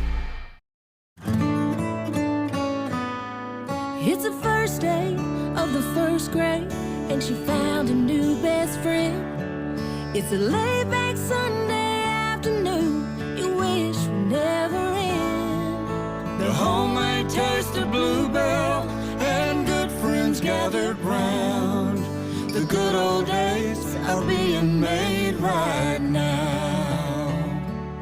Open the lid on a carton of Bluebell Homemade in the Shade, and you'll have it made, so to speak. It's a combination of our top-selling homemade vanilla ice cream with a swirl of rich chocolate fudge sauce. Enjoy an instant classic. The good old days are being made right now. The good old days are being made right now. Look for Bluebell ice cream at your local grocer and pick up your favorite flavor today. Experience a day of discovery at the world's largest natural habitat zoo located in Asheboro. North Carolina Zoo and Botanical Gardens offers miles of shaded pathways, engaging activities and nature trails, and award-winning educational programming for all ages. Encounter wild animals, flourishing plants, and extraordinary beauty as you explore the ancient Uwharrie Mountains in the heart of North Carolina. Every visit helps save wildlife and wild places. Plan an unforgettable journey at nczoo.org. Your child's doctor shares your goals, a healthy future for your child. Doctors recommend vaccines throughout childhood because they protect what matters most, your child's future from preventable disease and serious illness. Discuss any questions you have and check that your child is up to date and talk about any concerns. You're right to have questions. Get real answers. Start a conversation with your doctor today. Visit vaccinesforkids.nc.gov. Paid for by NCDHHS. Ask any college student. If it wasn't for the last minute, lots of assignments wouldn't get done. So if you haven't figured out your plan for college and how to pay for it yet, don't worry, you've still got time. And with the next NC scholarship, you can still get money to pay for most or all of your tuition. To apply, just fill out your FAFSA and you could get $3,000 for community college or $5,000 for public university, and possibly more. See how easy it is to apply at nextncscholarship.org. Healthcare? Why? Why is it so hard? Healthcare is broken. At Blue Cross and Blue Shield of North Carolina, we get it. Really? Really. That's why we're making healthcare better for all, starting with you. Really? Really. We're making plans easier to navigate by putting all your benefits, prescriptions, and details on your computer and phone. Convinced? No, but it's a start. We'll take it. Blue Cross North Carolina, making healthcare better for all, starting with you. Did you know? Atlantic hurricane season runs through November. From gathering necessary supplies to planning an evacuation route, now is the time to make sure you and your family are prepared. And if a storm damages our electric system, local public power providers are ready to respond and restore power quickly and safely. As a public power customer, you benefit from having an electricity provider that restores power faster than other providers do. Visit electricities.com for storm preparation tips and resources. As the health director in Haywood County and a nurse here in North Carolina, I can tell you that the 988 Suicide and Crisis Lifeline saves lives. No matter your struggle, you are not alone. The 988 Suicide and Crisis Lifeline is free, private, and always available. 988 Lifeline counselors are ready 24/7 to speak with you, help you cope, and get you connected to the support that is right for you. 988, the National Suicide and Crisis Lifeline. Call, text, or chat 988 24/7. Brought to you by the North Carolina Department of Health and Human Services. This is Adam Gold. I told Tim, who does the afternoon show, I said, I'm about to turn this game around. We need Cheez-Its. So I went to go get magical lucky Cheez-Its, and guess what? Boom. Period 2, tied it up. And then at the end of the game, I still had like 8 Cheez-Its in the cup left, and I said, lucky Cheez-Its. There you go. The Adam Gold Show.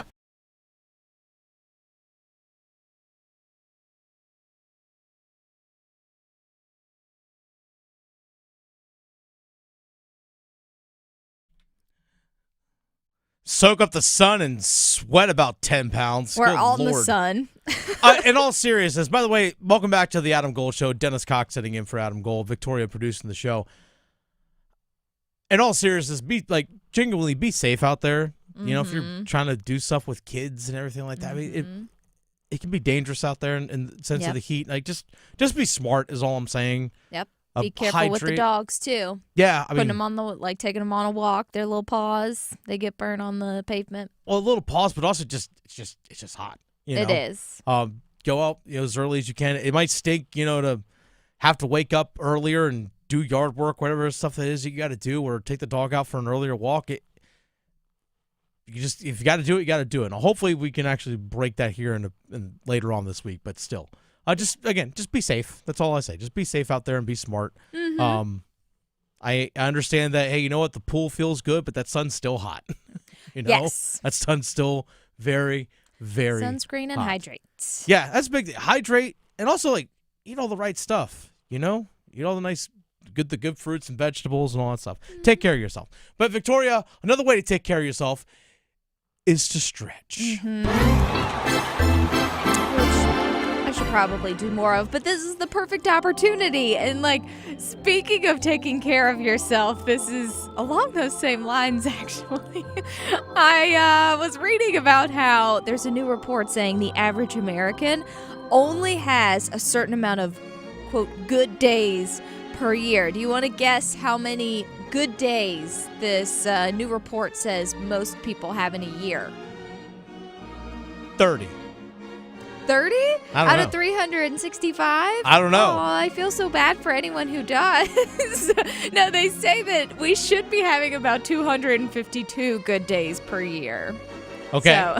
I don't know. I just threw out a random number. That's I'm like, fine. I have no idea. That's fine, which means on average, there's about 113 bad days because, of course, 13 would be involved in there if you're superstitious like that. So that's anywhere from about 68% are good days.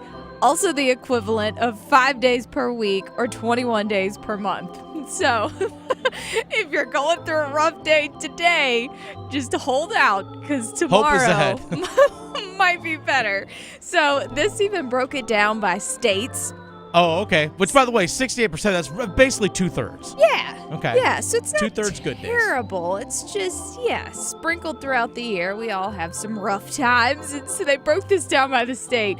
And, of course, there's one state, which I'm sure you could probably guess which one it is, that has the most, quote, good days. North Kakalaki!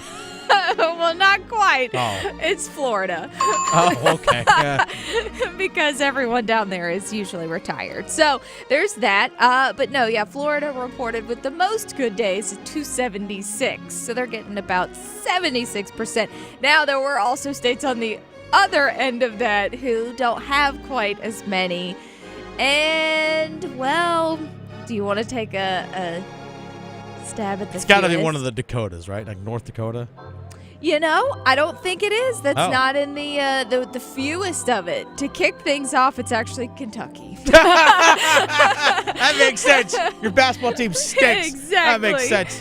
So, Kentucky, Vermont, and Connecticut all had fewer good days Really, at 228. Vermont? I know. It's interesting. I've heard a lot of people say good things about Vermont. Actually, I know. someone I used to work with went to the University of Vermont. She played lacrosse there, and she loved it. Liked it? Well, I can who also knows? see as well that if Vermont, if you just don't like the cold, it gets cold and snowy and stuff up there in Vermont. If that's something that you don't like, okay, then I could see that as well. Right. Yeah. That's interesting to hear that. Okay. I know. Well, North Carolina, we fell into the category that's not the lowest, but it's still below average. Oh, come on. Step up your game, North Carolina. I know.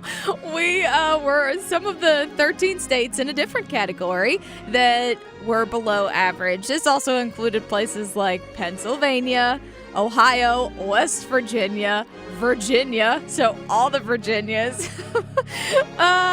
And then they also, I was kind of surprised at Texas, Colorado. People love Colorado, so I was a little surprised at that one. But they say most Americans know by 8:30 a.m. whether your day's gonna stink or not. Oh, wow. Okay. I know. So, it says top contributors to have a good day. Positive outlook, obviously. Laughing at the little things. It's always about the simple things. Quality time with the fam. I would also say fur fam because, fur fam's just as important. Exercising and eating good food. So, all the little things they tell us to do sometimes to you just be need healthy. a chips and queso type day. Hey, So- you know what? That sounds amazing right now. But also, it's sometimes like, you know what? I'm kind of having a tough day because I step outside and it sucks. And you melt. You just immediately start melting. It sucks out there. Yeah. So, I'm going to have a bad day because I got to deal with that crap. I know. It sucks. Well, last but not least, this might be why some people are upset because it's also vacation season and it's hot. So one thing, this survey actually said that a lot of people's best part about a vacation is coming home to your fur child. Wow. So, which I'm telling you, Biff and that sweet face, yes, that's always a good thing to come home to. So maybe you're just upset because you're on vacation and you miss your dog. Well, I think there is an element. My girlfriend and I went out on vacation to California a couple weeks ago, and we came back and she actually went and picked up the dog because I came here to the station to work, but she went and picked up. It's her dog. We live together, but she went and picked up the dog, and it was fun to see him again because we had an absolute blast on our vacation, but we also were like, we missed the little guy. Yeah. So it was nice to be able to pick him up and see him and spend time with him because we did miss him. there is a part of that. You do miss your pet. So I get that. Biff's a mama's boy. He loves some me. So, which is fine because this also broke it down too is a lot of times we worry about our dog when we're not there. So Sure. he goes to a doggy daycare, and of course I worry about him all the time. So that's probably why we're anxious to get back home. Also, who doesn't love sleeping in their own bed? There's that too.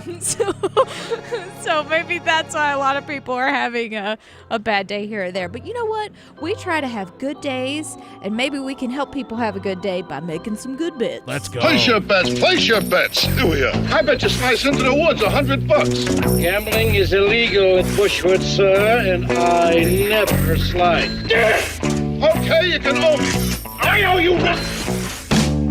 All right, Victoria, start us off. Oh, boy. Okay, well, thank you, Cubbies, for not losing the series against the stinky White Sox. However, they are playing the Brewers, and I want them to sweep them. So, okay. So this isn't Milwaukee.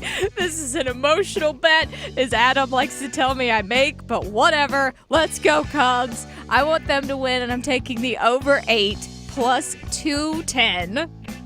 All right, Gotta give me Shohei Ohtani anytime home run plus 150. Ooh, Dude's on okay. a tear. Well, because I am an emotional bettor sometimes, and I did say that the White Sox stink. So let me have the Phillies win. They're in Chicago taking on the White Sox. Give me the Phillies to win, and I'm also going to take the over 8.5 plus 165. Okay. Just because. The Braves are taking on the Royals. At home, Spencer Strider's actually pitching for the Braves. Give me the Braves minus 1.5 at minus 105. You know, this one's kind of a dart, but I think I'm going to do it. So, where is it at? The Rays. Yes. The Rays are in New York taking on the Yankees. They're underdogs. Give me the Rays to win plus 110. Okay, my final one here. The Rockies are a terrible team. They're on the road facing the Cleveland Guardians. Give me the upset. Rockies plus 227. Let's take some risks here, folks. Wall of Sound, all NFL related, all NFL latest. Wall of Sound coming up next on the Adam Gold Show. From the heels Touchdown, Carolina. to the canes. She scores! He covers it all. The Adam Gold Show on the North Carolina Sports Network. Listen every afternoon for The Drive with Tim Donnelly. Here's how you know the Bill Belichick hype is through the roof. At ACC Media Kickoff, Dabo Swinney, one of the most popular, famous coaches in the country, was walking around giving interviews, and almost no one was following him. That's because every media member was up at Bill Belichick's press conference hoping for just a few seconds of audio from the UNC coach. The Drive with Tim Donnelly, 3 to 6 on 99.9 The Fan. Here's Brandon with Parkway Sleep Centers. Tired of waiting for a sleep treatment? At other sleep centers, it can take 6 to 8 months just to get an appointment and cost you thousands more. Not Parkway Sleep Health Centers. We schedule you within weeks and we'll save you money too. We have over 20 years of experience serving the Triangle. Let our expert team help you sleep better sooner. End your sleep problems. Live your best life. Experience the Parkway Sleep difference. Visit parkwaysleep.com and start your journey to better sleep today. Parkway Sleep Health Centers. Sound sleep. Sound health. Struggling with high interest debt? You can pay it all off in days with Loan Pronto's Rapid Equity Loan. Hey, it's Dennis Cox. Get cash out now without touching your low-rate first mortgage. No appraisals, no waiting, no BS. The Rapid Equity Loan program at Loan Pronto is amazing. One Loan Pronto client just got $300,000 approved in under 24 hours. They paid off debt, renovated the kitchen, and cut their monthly expenses by $1,800. That's a huge turnaround. Loan Pronto, instant approvals, low rates, no hard credit pull up front.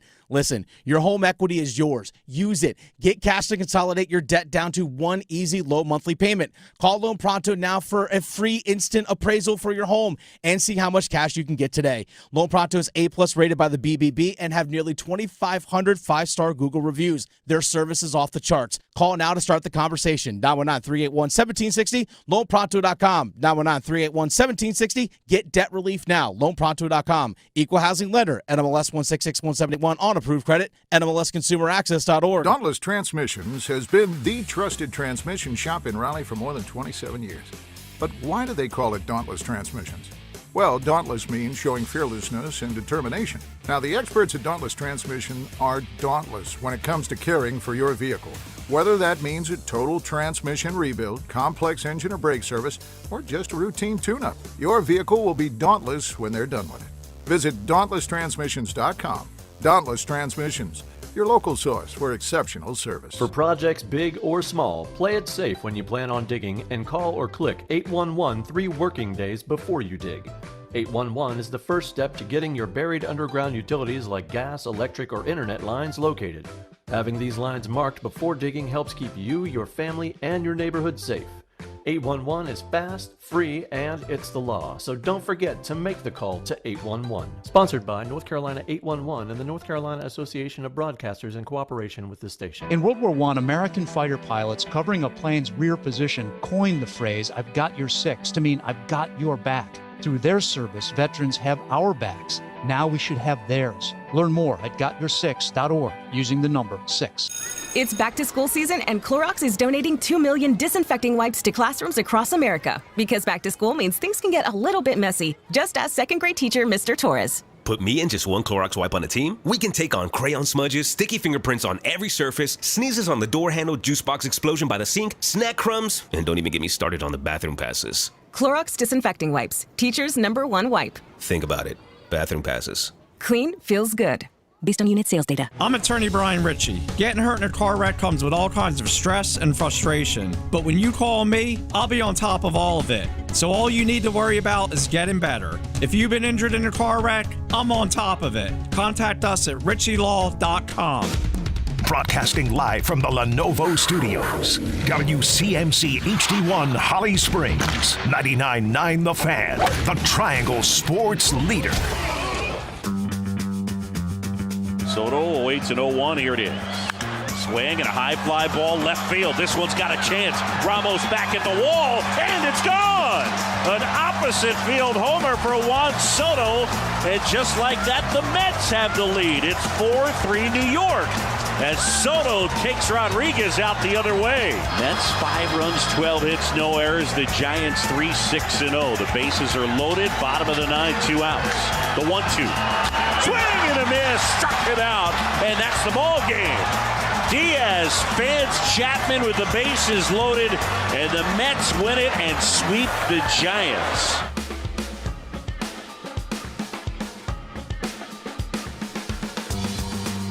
By the way, on my California vacation that I went on a couple weeks ago, my girlfriend and I, the day we actually flew into San Francisco, the San Francisco Giants had a day game taking on the Phillies, actually.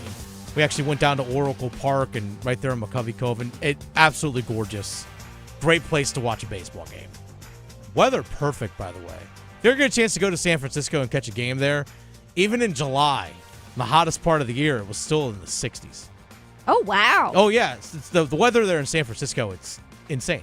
Nice. Yeah. I've never been, but I need to go. It was pretty remarkable to see. We went down just south of San Francisco to Monterey, and on the coastline, we had to buy hoodies. Wow. Because we went do a little whale watching, and kind of around sunset time, and it's about 62 degrees right now, and about to be 58 here shortly. It's like, these short sleeves ain't cutting it. And there's plenty of shops that make plenty of money selling sweatshirts at that time, and it's a great business for them. Mm-hmm. It's like when you go to a concert and it's way too cold, like you didn't realize it was gonna get cold at night. Yeah, well, because you're coming from. We went to Yosemite and such, and it was hot out there, but you're not used to having to wear a hoodie in July. It's what it is. It's the Adam Gold Show. Dennis Cox sitting in for Adam Gold this afternoon. Victoria Vodnecker producing the show today. It's that time, 2 o'clock. Let's actually get into the wall of sound. The wall of sound is a function of this studio. There's no doubt about it. And for the wall of sound, we're going to get into just some general NFL stuff that we actually have seen. Including, over the weekend, we saw the Washington Commanders wide receiver Terry McLaurin actually report to training camp. He's looking for a contract extensions in the final year of his deal. And he held out the first few days of training camp. Now, there was a little bit of a change in the collective bargaining agreement a few years ago where, or I guess you say in recent years there's been a change. It used to be if a player didn't show up for training camp because they were trying to hold out to get a new deal, a team could fine the player X amount of dollars per day that they missed. Hey, you didn't show up to work. You get fined. Now, sometimes if you would work a deal out, a team could, hey, look, we're going to waive those fines, right? In good faith, we're just going to waive those fines. We'll work out a deal. Just get here to training camp. Don't worry about paying those fines. Well, NFL teams can't do that anymore. So if you don't show up, it's costing you money. So Terry McLaurin actually did show up to Commanders training camp up there in Ashburn, Virginia. Now, Terry McLaurin wanted to make sure that he gave support and gave love to those who have been supporting him and the fans that have showed him love during this process. Here's Terry McLaurin over the weekend. Man, it's unbelievable. That's the part that gives you joy. Like, you kind of lose sight of some things sometimes when the business gets involved, but I never lost sight of the way they supported me and the way that I pour into them and the way they poured into me. So at the end of the day, it's business, but it has nothing to do with them. And any chance I could come out here, do what I got to do in there, but come out and show them my support and how much I love them, I'm going to always do that. I've always been that way. Now, Terry McLaurin had an ankle injury that he played through at the end of last year. Nothing major, but nonetheless had an ankle injury. So as soon as he was brought in, or as soon as he reported to training camp, he was put on the physically unable to perform list with that ankle injury. Like, well, it's still lingering effects of that ankle injury from last year. Which really is just a cover-up for saying, hey, look, he's not going to practice until a contract really gets settled. So as opposed to him being a distraction, standing on the sideline, not working out, being like, well, and the term they like to use is a hold in, because, hey, I'm here, but I'm not going to do anything. You can't find me because I'm here, but that doesn't mean I have to go out and actually do stuff. So by putting him on the physically unable to perform list, it just negates all those questions. Like, well, he can't do anything. He's on the physically unable to perform list. But I guarantee you, once a contract does get agreed to, hey, Terry McLaurin activated off the physically unable to perform list. It's just what's going to happen. But it's an easy way for them to eliminate any questions about that. Now, Jaden Daniels, the quarterback for the Washington Commanders, discussed also this weekend of what Terry McLaurin means to the team. I mean, it kind of speaks for itself. Just, the work that he puts in and how he carries himself. But, I mean, when he walked out here, you could hear the fans. They love him out here. We all love him in the building, too. Now, he's about to turn 30 years old, Terry McLaurin is. If you, in my eyes, you still have Jaden Daniels on that rookie contract, and Terry McLaurin just consistently throughout his career has been a producer in terms of what he does statistically. You're talking consistently 75, 80, 85 catches, somewhere in that range, constantly putting up 1,000 yards. And even looking at this past season, he had 82 catches, 1,096 yards, 13 touchdowns. If you actually look up what he produced this season offensively in terms of receiving yards and touchdowns compared to the rest of the wide receivers and running backs on the team for the Commanders last year, he put up literally like a third of the receiving yards almost. Well, actually, not quite, but close to it. Now, again, he's about to turn 30 years old. In my eyes, I think it's relatively simple. If you guarantee this final, like fully guarantee this final year of his contract, which I think is around $17 million or so.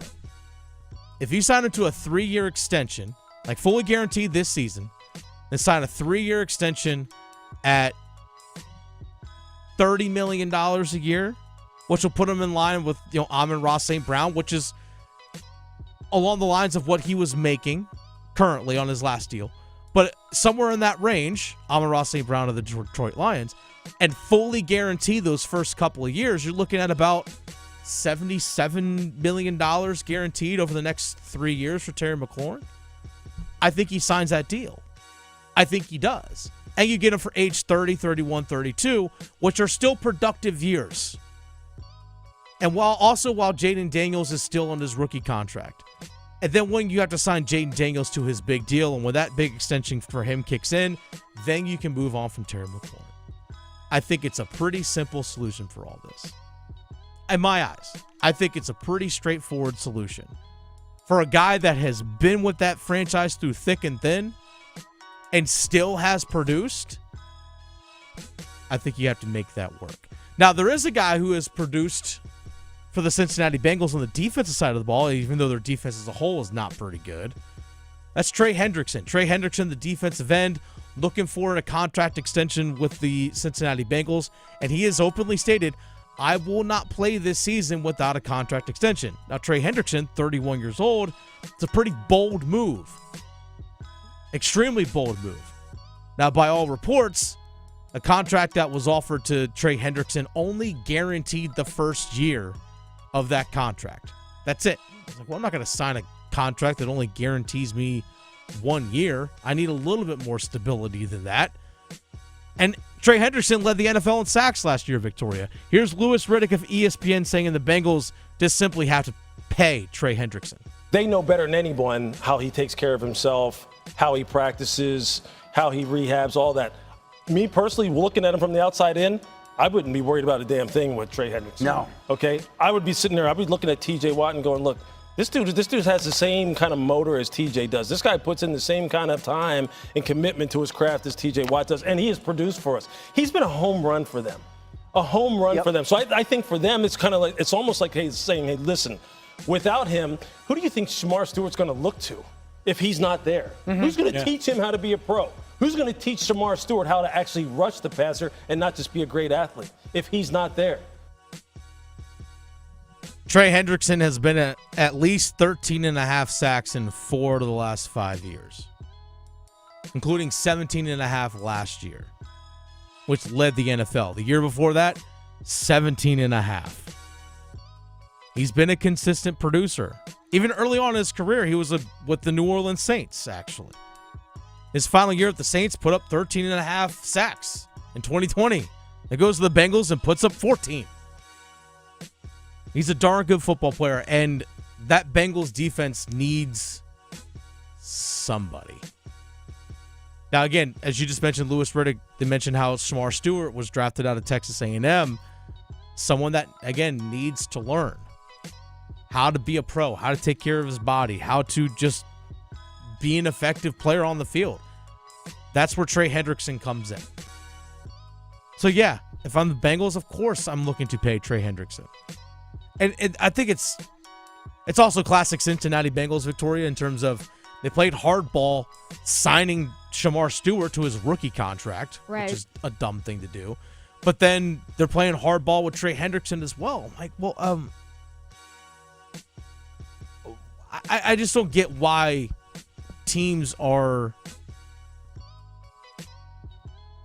I just don't get why teams that make a commitment to a player. Like, you draft someone in the first round like Shamar Stewart.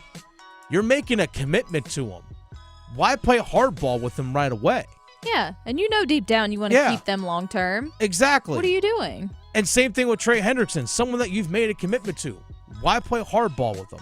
Honestly, that just also, like, that throws unnecessary, just issues for the player, too, because then they're thinking, well, why won't you commit to me? Why is this so difficult? You know what I bring to the team, so it just creates like a weird situation. It's unnecessary.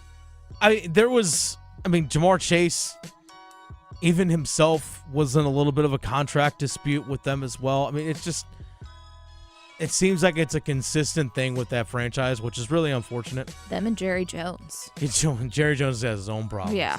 But it's not like they don't have talent.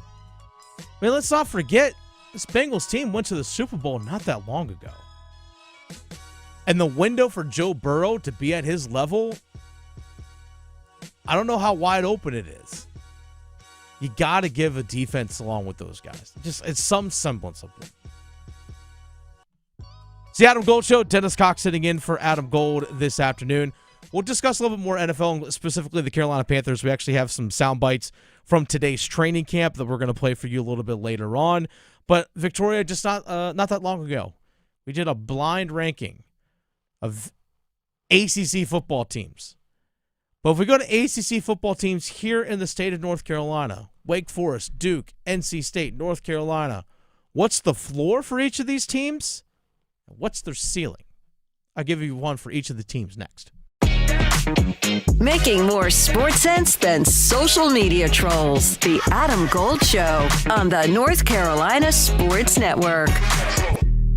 Listen every afternoon for The Drive with Tim Donnelly. Here's how you know the Bill Belichick hype is through the roof.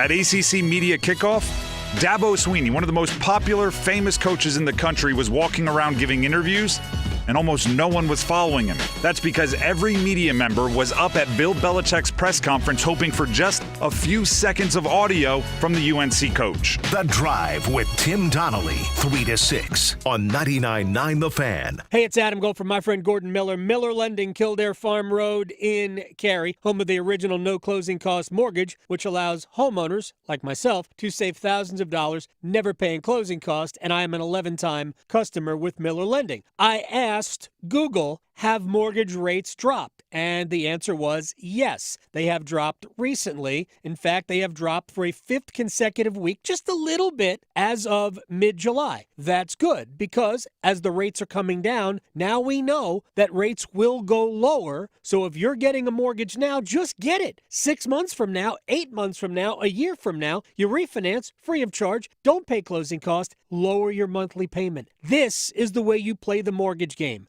Don't worry about timing. Just get your mortgage. Go to Miller Lending, millerlending.com. Great website, helpful videos. This is the way to go. And again, I'm an 11-time customer. Miller Lending on Kildare Farm Road in Cary, an equal housing lender, NMLS ID 250-2146. It's bow time. Something new just dropped at Bojangles. Take the bold taste of a crispy golden chicken supreme that's been seasoned to perfection, then add dill pickles, Carolina Gold barbecue sauce, and a toasted bun that's great on the go. What do you get? You get a Bo's Bird Dog. In fact, you can grab 2 of them for $5. So when you're on the go, headed to practice, or need a snack, grab a Bo's Bird Dog. Hurry in before they're gone. Available for a limited time. It's bow time.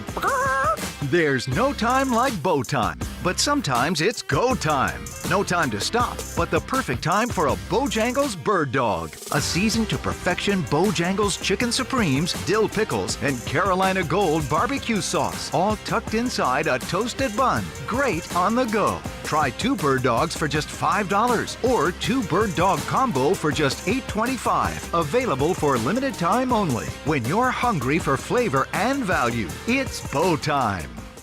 Each year, over 40 million people are victims of human trafficking worldwide. But there is help. Project Fight offers comprehensive case management services, including safe housing, legal aid, and emotional support. If you or someone you know is being trafficked and needs help, call 919-390-6731. Together, we can break the cycle of trafficking and help survivors take back control of their lives. Call 919-390-6731 or visit wakearmy.org. Heineken Silver, world-class light beer with only 2.9 carbs and 95 calories. Why world-class? Because it has a crisp and superior taste. That's world-class. It has only 2.9 carbs and 95 calories. That's very world-class. So, if I'm seen drinking it by association, am I world-class? Oh yeah, Heineken Silver, world-class light beer with only 2.9 carbs and 95 calories. Must be 21 plus to purchase. Enjoy Heineken responsibly. Hi, it's me, Flo, here to tell you that with the Progressive Home and Auto Bundle, you get 24/7 protection, so you're covered no matter where the day takes you. Even bad hair day? Yep. And tree branch fell on my car day? Especially that day. Progressive has you covered 24/7 for your home and auto. How about thought it was chicken, but it was tuna day? Or overnight construction outside my bedroom day? Those days too. Great, because that was each day this week. Been there. Well, at least your home and auto are covered every day with Progressive. Progressive Casualty Insurance Company affiliates and other insurers. Not available in all states. One Adam. Gold. One Adam. Gold. I'm really excited about next season, considering this was supposed to be a rebuild year. But with these new guys, like Bradley Nadeau, we've got Nikishin coming eventually. If we've got Hall still here, Jackson Blake, I mean, there's so much promise and potential. I'm super excited for that. Yeah, and just wait till the big kid gets ready to play. The Adam Gold Show.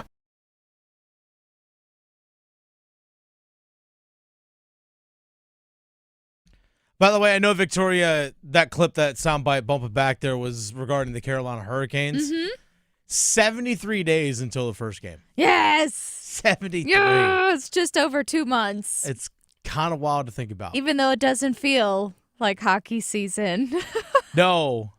I'm ready. It doesn't. I played a hockey game last night, the men's league, summer league game, and 8:30 last night. I was drenched in sweat playing ice hockey. Yeah. Because this, even Why the not? outside weather still affects, even an indoor hockey rink. Oh, and yeah. It was just, Yep. it was rough. Try to cool a house down when it's a bajillion degrees outside. Close the blinds, all that kind of stuff.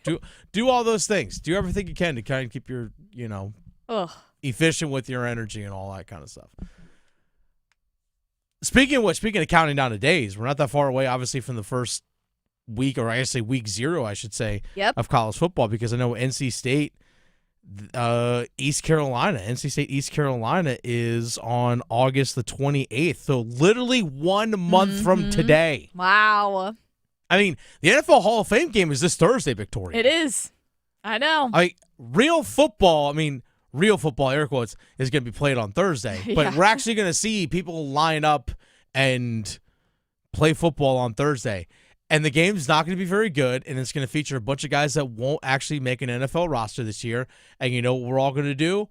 Watch. Yeah. We're all going to watch. Absolutely. But 1 month from today, at Carter Finley, East Carolina, the Pirates go to NC State, where Dave Doran says he wants to beat the bleep out of East Carolina. Dave Doran being the NC State head football coach. His words, not mine. Yeah. His words, not mine. So as earlier today, I stated how I think the ACC is going to play out the season. I gave my ranking 1 through 17. I have Clemson winning the ACC. What's the ceiling and floor? We're going to go ACC schools here in the state of North Carolina. What's the ceiling? What's the floor? All right, Victoria, I'll let you choose. We're just going to go at random here between Wake Forest, NC State, Duke, North Carolina. Pick a school. Why not start with Wake Forest? Let's go Wake Forest. Yeah. So one thing, obviously, you got to take into consideration with all these schools is what's their schedule. Not every ACC's schedule is the same. No. All right? You're just simply not playing the same teams. Now, Wake Forest does have on their ACC schedule, they have to play NC State, they have to play SMU, they got to play North Carolina, they got to play Duke. But early in the year, they play at home against Kennesaw State. That's a month from tomorrow. That's on Friday the 29th. And then they actually are at home against Western Carolina on September 6th. I mean, to me, both of those should be wins. Then later on in the season, just before Thanksgiving, they got to play home to Delaware. In my eyes, Delaware moving up from FCS to FBS. They're going into Conference USA. That, in my eyes, should be a win. Should be. Now, our good friend Tim Donnelly, host of The Drive with Tim Donnelly on 99.9 The Fan in Raleigh, would disagree. He's a Delaware graduate. But in my eyes, those are at least 3 wins. But if you look at the rest of their schedule and you say, okay, you got to go to Virginia. Virginia's not very good, but I guarantee Virginia is probably looking at Wake Forest and saying, hey, Wake Forest probably isn't very good. You got to go to Virginia Tech, which is also a possible win as well. I think the floor is 4 wins for Wake Forest. I think that's the floor. Because I think the games they definitely should win. Kennesaw State, Western Carolina, Delaware should win those games, in my eyes. And then, again, taking one between Virginia Tech, they should win one of those as well. I think the ceiling is 6. That's where I think the ceiling is. I think ceiling is bowl game 6-6. That's where I think this team finishes. And that floor, 4 wins, ceiling 6. I think that 4 to 6 range for Coach Dicker trying to come in after Dave Clawson and try and just rebuild this team. I could be surprised. Again, I could 100% be wrong. Feel free to keep receipts, especially Wake Forest fans, folks at Wake Forest. If I'm wrong, feel free to play this back and go, hey, Dennis, you're a stooge. I'm 100% okay with you throwing it back in my face. And I'll say, yeah, I was wrong. But I think 4 to 6. I might from floor to ceiling, 4 to 6 for Wake Forest this year in terms of number of wins. Victoria, let's go to another ACC school. I'll let you pick one. Okay. How about Duke? Duke football. I'm very bullish on Duke.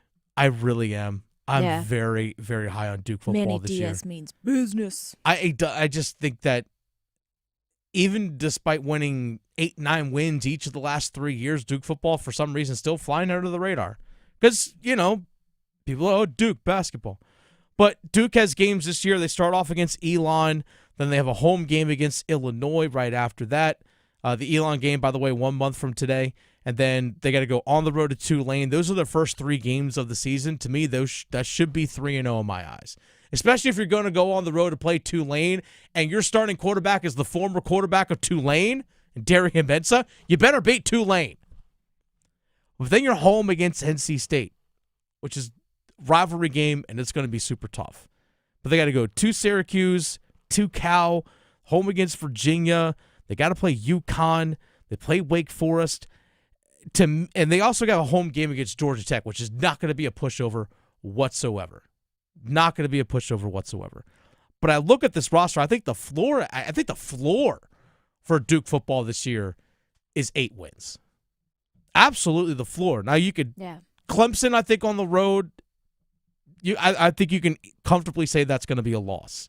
Yeah, that'll be really tough to win for sure. And Georgia Tech at home is not going to be an easy one. You also factor in there's the NC State rivalry game and the UNC rivalry game. Like, those are the games I would sit there and say, if you want to tell me justifiably those are losses, I wouldn't dispute it. All right?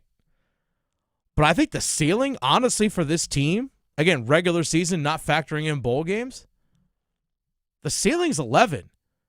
In my eyes, you can sit there and look at Duke football and say the only game that they probably should lose this season is Clemson. Home against Wake Forest should be a win. At Carolina, definitely can be a win. Again, Georgia Tech at home is going to be tough, but they can win that game. NC State at home, again, rivalry game, not going to be an easy game, but you can easily say Duke should win that game for sure. So the floor for me for Duke this year is 8 wins, regular season, ceiling regular season, 11. And if they go 11-1, I mean, you're pushing for a spot at the ACC championship game. Absolutely. For real. I'm very high on Duke football this year. I really am. Yeah, it's not out of the realm of possibility. I will be one of the few media members that actually is going to sit there and say, yeah, Duke football could be really good this year. You didn't win 9 games last year on accident. All right, what's the next one? So we've done Wake Forest. We've done Duke. Yep. What's the next one here? Let's go with NC State. All right, NC State football this year. Now, NC State does have a couple of, I'll say, easy games. Non-conference game at home against Virginia, which is weird to say. But it is a non-conference game. They got to go to Notre Dame, which is not going to be easy at all.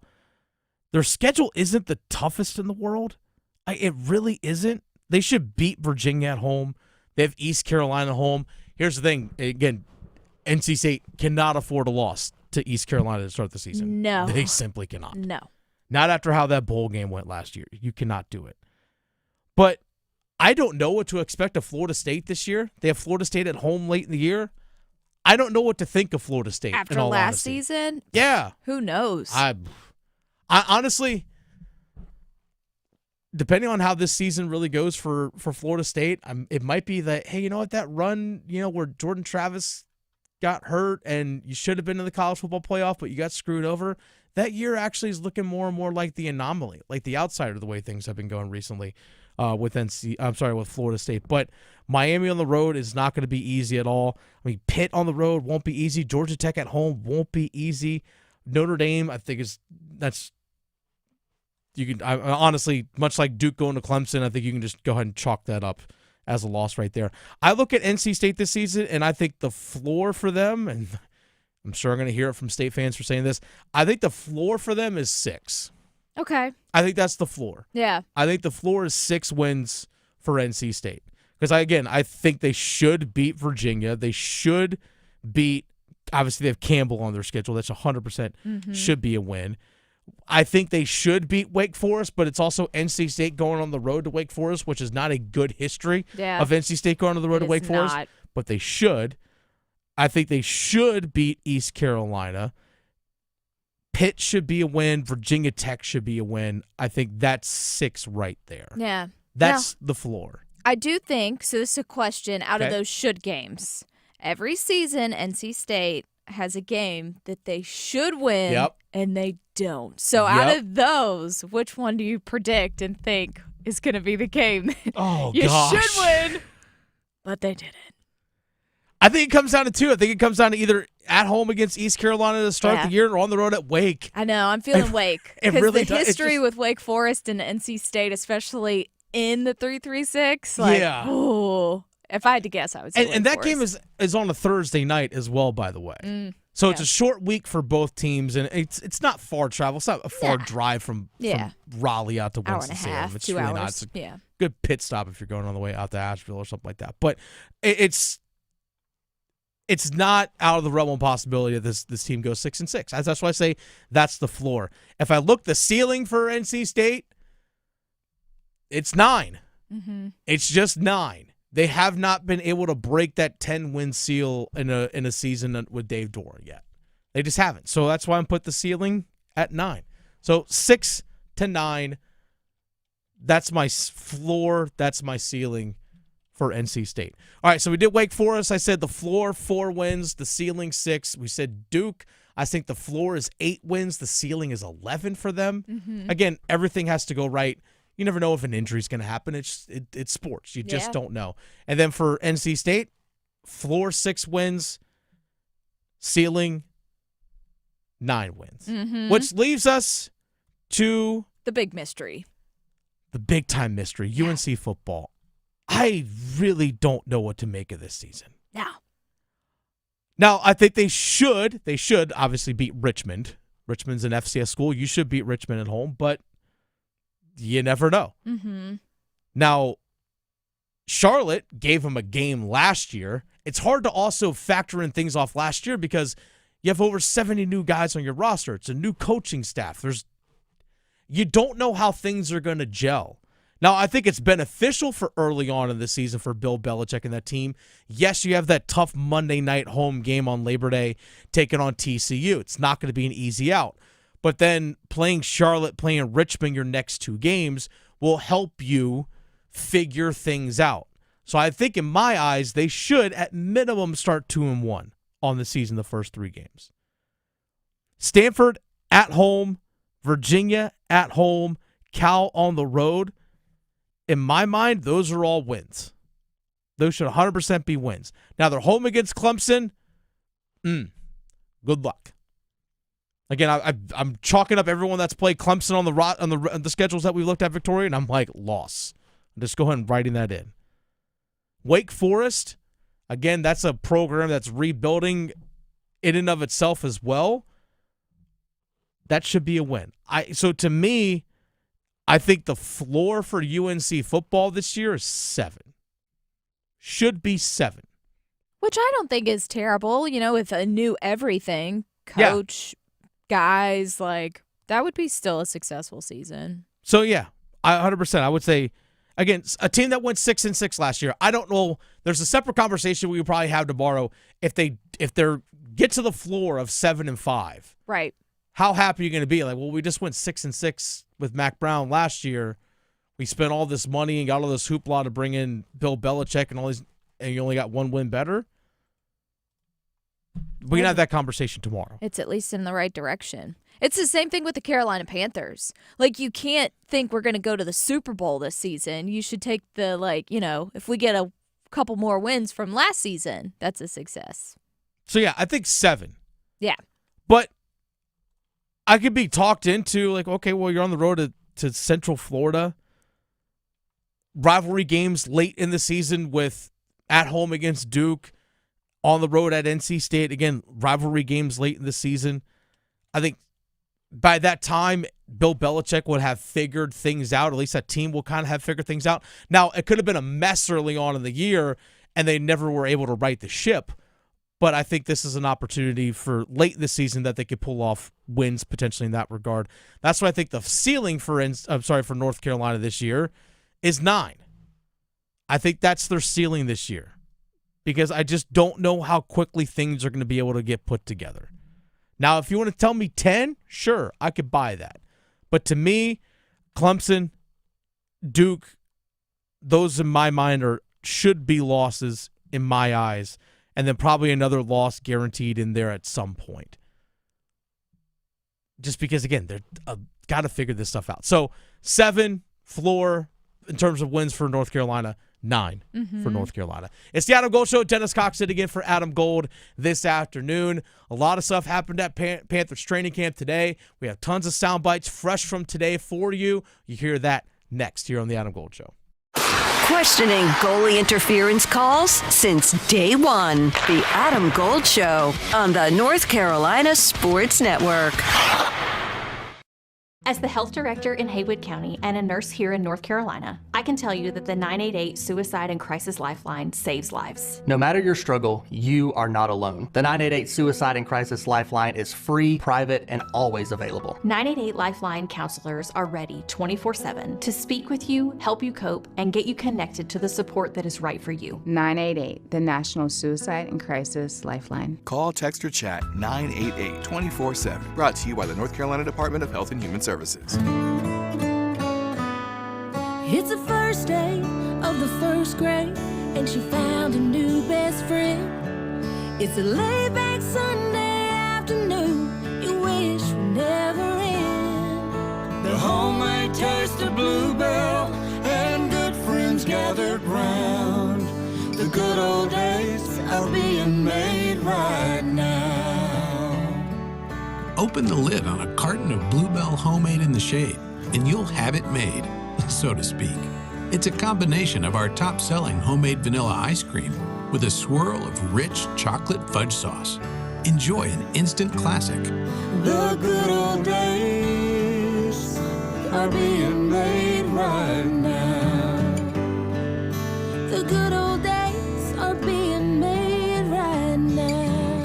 Look for Bluebell ice cream at your local grocer and pick up your favorite flavor today.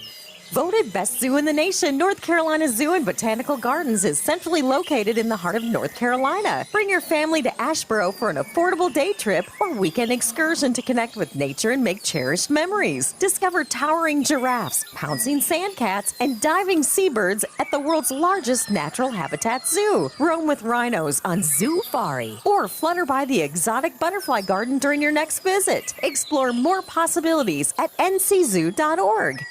I had questions about my child's vaccines, so I got real answers from her doctor because we share the same goal, keeping her healthy and strong. Her doctor told me that keeping up with childhood vaccines, getting them at the recommended ages and sometimes together, is a proven way to protect her from serious illnesses, ones that can be prevented with vaccines. Have questions? Get real answers. Talk to your doctor. Visit vaccinesforkids.nc.gov. Paid for by NCDHHS. Ask any college student. If it wasn't for the last minute, lots of assignments wouldn't get done. So if you haven't figured out your plan for college and how to pay for it yet, don't worry, you've still got time. And with the next NC Scholarship, you can still get money to pay for most or all of your tuition.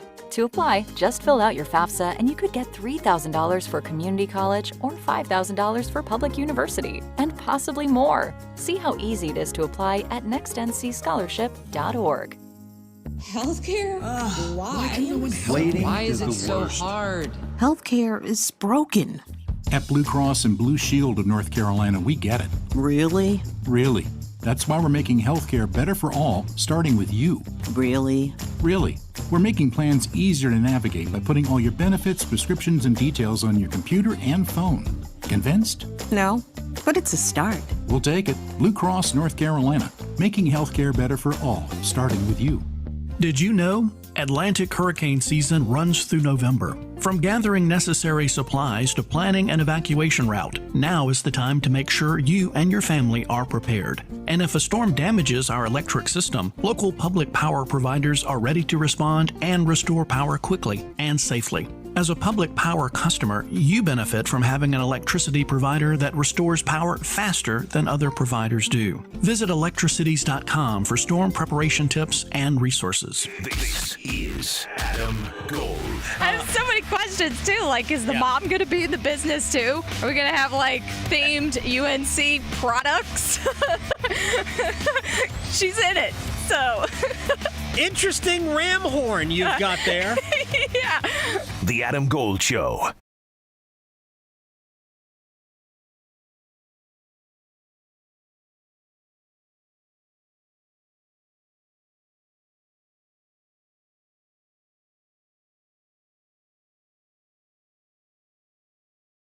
Victoria, we just did ceiling and floor We for did. ACC schools here in the state of North Carolina. It's What's like your the opposite of the Yin Yang twins. Speaking of the Carolina Panthers, what's your floor win total this year? Like, what do you think is the minimum number of games that they win? Not what they should in terms of like, well, they better at least win 6 games or 7. In terms of just looking at the roster, Yeah. what do you think is the floor in terms of number of wins for the team this season? I was kind of leaning, like being realistic, it's kind of like 6 I could see. I could see 6 being the floor. Like, I could see them doing that because looking at, I don't know, some of these teams, who knows what's going to be. But, yeah, I would say probably 6 because I don't want to get too, like, I'm a Panther fan, so I'm trying to separate the two. It is. That's true. There's always emotion that comes into it. But, take into consideration, people will say, well, last year they pushed both the teams that went to the Super Bowl to the brink of possibly winning those games last year. Like, they almost beat the Chiefs. They almost beat the Eagles. But also remind people, yeah, they still almost lost to the Giants. Mm-hmm. That's just the way the NFL works. Yeah. So, if you were to tell me, 6 is probably where they, at like the floor win total, what they should be, I'm kind of in that 7 to 9. Right. I think is where they finish. But I would say the floor is 6. Yeah. But I would definitely say the ceiling, if things really do go right, again, you never know if you're going to face an opponent that's playing a backup quarterback or has a rash of injuries. Yeah. You just don't know, which is, it's what it is. It's not the Panthers' fault that happens. So if you want to tell me that the ceiling is 10, I'd be like, all right, I buy it, but that's a massive stretch. Yeah. That's why I feel like they're going to finish somewhere in that 7 to 9 win total. Because just looking at their schedule, the 6 that I would pick out would be the Jaguars, the Cardinals, the Patriots, the Jets. Let me see here. And then the Saints. I feel like the Saints, they're going to be so bad. Saints are going to stink. They're going to stink so bad. So the Saints, that makes my 6. But and they split with Atlanta last year too. Yeah. Right. And you feel like they're probably going to get at least one other division win against the Falcons, so that would make it 7. The Bucks, I think the Bucks are going to be tough this year. I don't know. So those division games, though, like we could be on the biggest of struggle buses and still somehow win a division game. So yeah, for sure. But that's kind of my thoughts. Look at last year. They're on the struggle bus, and they got a division win at home against the New Orleans Saints, 23-22 last year. Yeah. Even though they got outgained by crazy and time of possession, all that. All the stats and everything said the Saints should have won that game, but they did not. But hey, you know what? That's how it happens. You're not going to give it back if you're the Panthers in that regard. But it's a new season, and there might be a new wide receiver in the group. Yeah. Well, we know there definitely is going to be at least one at Tedderell McMillan for sure. But a guy that might be making his way onto the roster, really forcing the Panthers to keep him on the roster, is Hunter Renfrow. And Hunter Renfrow, from what I've seen when I went down to minicamp back in June and going to training camp for a day last week and just got the chance to see him in person, my eyes have matched all the videos that we've seen posted around out there. My eyes have told me, yeah, this looks like the Hunter Renfrow of old.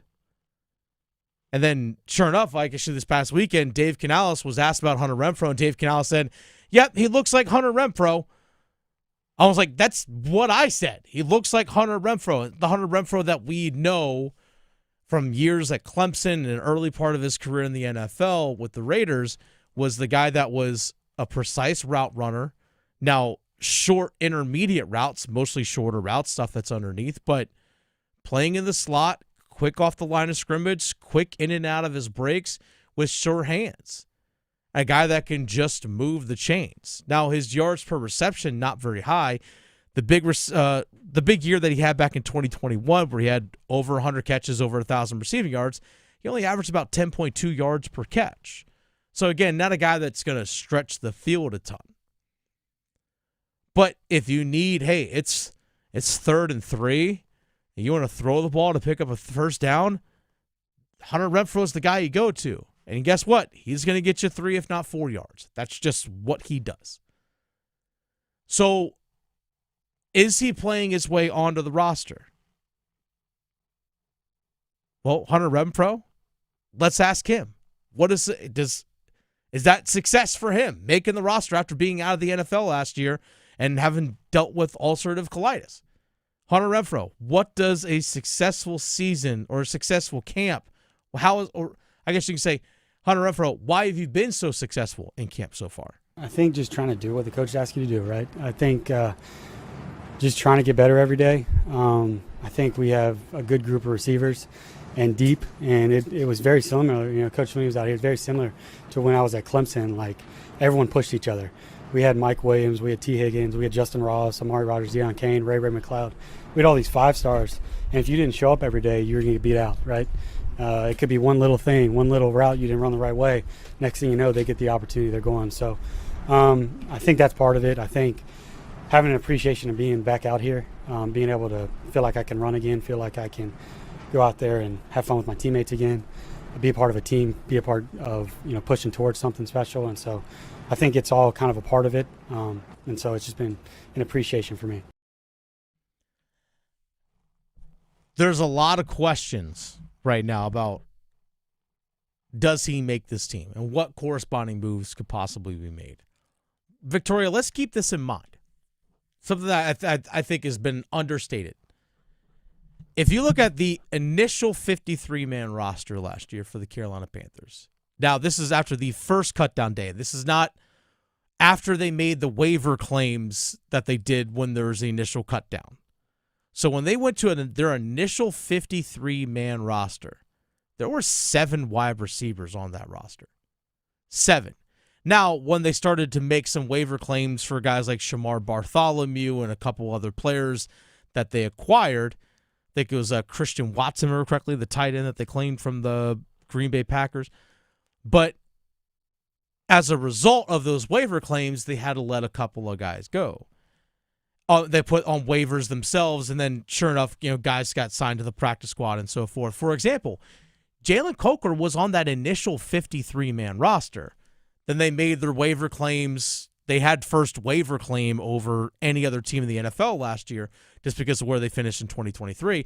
But that's where we saw Jalen Coker after the initial 53-man roster, then got released, didn't get claimed, and then got put on the practice squad. So we did see 7 initially last year. I don't know if they do that this year. I don't think that happens. But one way to make a team, if you're not a starter, is what can you do on special teams? And one thing that Hunter Renfrow has been known to be able to do is return punts. And Dave Canales earlier today was asked about evaluating Hunter Renfrow as a potential punt returner for the team as well. Absolutely. Let's figure out all the ways that he could potentially help this team, and he's been a punt returner in his past, he's got a great feel for it.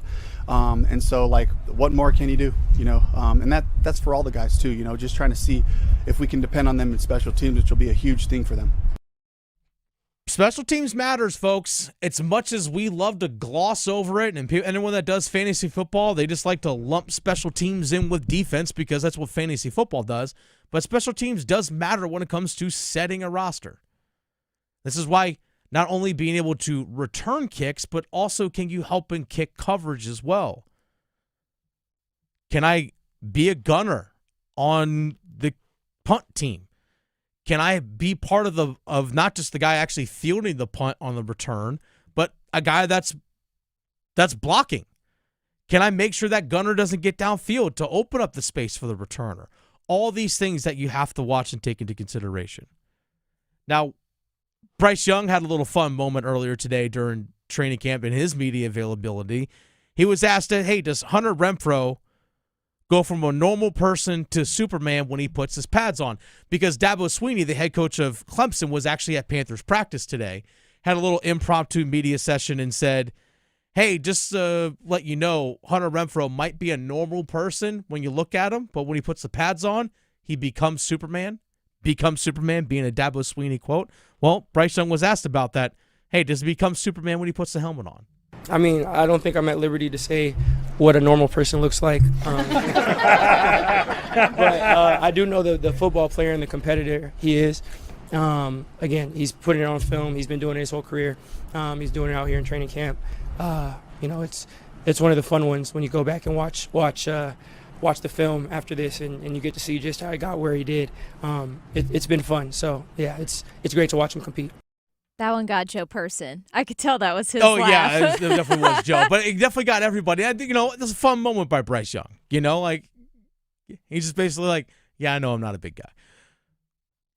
Now, speaking of Bryce Young, Victoria, this is actually Bryce Young earlier today talking about his consistency from last year and what he learned most about consistency from last year to this year. Yeah, just want to be consistent, ups or downs, good games, bad games, regardless of the situation. Just want to be consistent in my work, in my process. That's something that Coach talks about all the time, making sure that, we focus on the work. I felt like I was able to do that regardless of what my circumstance was. And I never want to lose that. I want to make sure that I'm consistent. And just because I was consistent in the past, I got to challenge myself every day to be just as, if not more, consistent. So that's the journey. I think that's the big thing for Bryce Young this year is that consistency, because as much as we saw him flourish at the end of last season, we can't ignore the guy that got benched at the early part of last year. I was at the game. I was at every home game last year, but I remember being at the game week 2, the home opener against the Los Angeles Chargers, and he couldn't throw a ball more than 10 yards downfield. Just couldn't. Like nothing went more than 10 yards downfield. And then sure enough, he got benched the day after. And the only reason why he got back in there is because Andy Dalton got into a fender bender and hurt his wrist. We don't really know what Bryce Young would have looked like if he came back 2 weeks after that or 3 weeks after that. We don't know. So we have to take into consideration both things that happened last year. You can't ignore the first half of the year and only look at the last 6-7 weeks. Can he be what he was the last 6 weeks of last year? Can he do that over a 17-game schedule? I hope so. And when Dave Canales, his head coach, talked about how he wants to see Bryce Young continue to master the offense. I just want to see Bryce continue to master the offense, use his tools. He's doing a great job there, getting to some of his signals and checks versus the right looks. He's really dialed in that way. Certainly with the run game, making sure that we're going to the right spots and we have a bunch of alerts built in that way. He's doing a great job of carrying our system to where Brad and I are sitting there on a day off yesterday, like what else can we throw in? What little wrinkle can we add? We're still in install mode at this point, but Bryce is giving us the ability to continue to expand what we're doing, and that's the high hope, really. I remember back at minicamp, I asked Dave Canales this about how for Dave, as a play caller and head coach, this is the first time that he's had the same quarterback and same personnel, because his first year as a play caller was 2023 with the Tampa Bay Buccaneers, with Baker Mayfield and Mike Evans and that whole crew, Chris Godwin. Well, then he comes to Carolina with Bryce Young in 2024. Now, his third year as a play caller, first time having the same offense, same system, same players, same everything. I asked him how much did that mean for him in terms of continuity. And he said for him, as opposed to just teaching words of a new language, now they can actually speak in sentences. And that is something that is massive for Bryce Young and for Dave Canales as well. So that they basically can pick up where they left off last year. And what I saw in minicamp, it felt like back in minicamp back in June, it felt like they had picked up where they left off from last year. And then now here in training camp, they can just continue to build with that. But part of that building is you have to get some of these rookies caught up. And Bryce Young actually talked about what he has seen from the first-round draft pick in Tetairoa McMillan, again, the 8th overall pick out of Arizona, who had a pretty highlight reel catch today, by the way, going up one-on-one against Mike Jackson on a great ball by Bryce Young. Here's Bryce Young talking about Teterola McMillan and what he's seen from him so far. Yeah, he has a great feel. He does a great job of understanding man versus zone, understanding when to get into certain windows, and then also has a great knack for as soon as he catches the ball and secures it, he becomes a runner, which is it's what you love from a quarterback, when you can get a 15-yard dig and it can turn into an explosive even beyond that. So it was great to see. We know he's capable of it. We have a ton of guys that do that. Coach does a great job of coaching on that. So it's exciting. So from what I saw McMillan at practice when I was there last week, unfortunately when I was there for the minicamp day Victoria back last month, he was out for a couple days because he had basically took kicked in the leg, so just kind of out of precaution, just kind of held him out of practice. But he's not a burner with his speed, but because he's that long frame, he's a long strider. So again, he's not a burner with speed, but anything in that catch radius, he just plucks out of the air. He really does. It feels 50-50 balls. His long frame, it's going to give Bryce Young an asset that he just really hasn't had. Now, real quickly, I know we're giving a lot of love to the wide receivers over here, Victoria, but let's actually go over to what Dave Canales had to say about the defensive front. Derrick Brown coming back into practice, missed the first couple of days of training camp, birth of one of his, I guess his latest child, his fourth kid. So birth of a new child. Also, Bobby Brown, one of their big free agent signings, back as well. Dave Canales, real quick, on who stood out to him on the defensive front. I would say first and foremost, Turk Wharton. Great to have Derrick back, but I think just kind of the style and energy that he's working with. A'Shawn looks great. A'Shawn has worked, you can tell this summer, you can tell this spring, just really taking care of his body, and the way that we're repping A'Shawn right now to allow him to get in there, get his work. We don't have to overwork him. We got a lot of guys we got to look at, but he's looked really explosive. He's playing with length, and so I'm really excited about that group. I'm excited about that group as well. Again, Derrick Brown coming back, Bobby Brown brought in, Tershawn Wharton brought in. The rotation with those guys, along with A'Shawn Robinson and Cam Jackson that they drafted, should keep those guys fresh during the season. I'm excited to see what that defensive front can do, because they can't get pushed around like they did last year for sure. That's going to wrap things up for the Adam Gold Show. If you miss it, check it out on the Best of the Adam Gold Show podcast. Victoria, thank you. We'll see you tomorrow at noon. Talking sports so you don't have to pretend to know stuff. The Adam Gold Show on the North Carolina Sports Network. Listen every afternoon for The Drive with Tim Donnelly. Here's how you know the Bill Belichick hype is through the roof. At ACC Media Kickoff, Dabo Swinney, one of the most popular, famous coaches in the country, was walking around giving interviews, and almost no one was following him. That's because every media member was up at Bill Belichick's press conference hoping for just a few seconds of audio from the UNC coach. The Drive with Tim Donnelly, 3 to 6 on 99.9 The Fan. Fargo, your virtual assistant from Wells Fargo, makes banking faster and easier. Like this. Fargo, what did I spend on groceries last month? And this. Fargo, turn off my debit card. And this. Fargo, what's my checking account routing number? And that's just the beginning. Do you, Fargo? You can in the Wells Fargo mobile app. Learn more at wellsfargo.com/.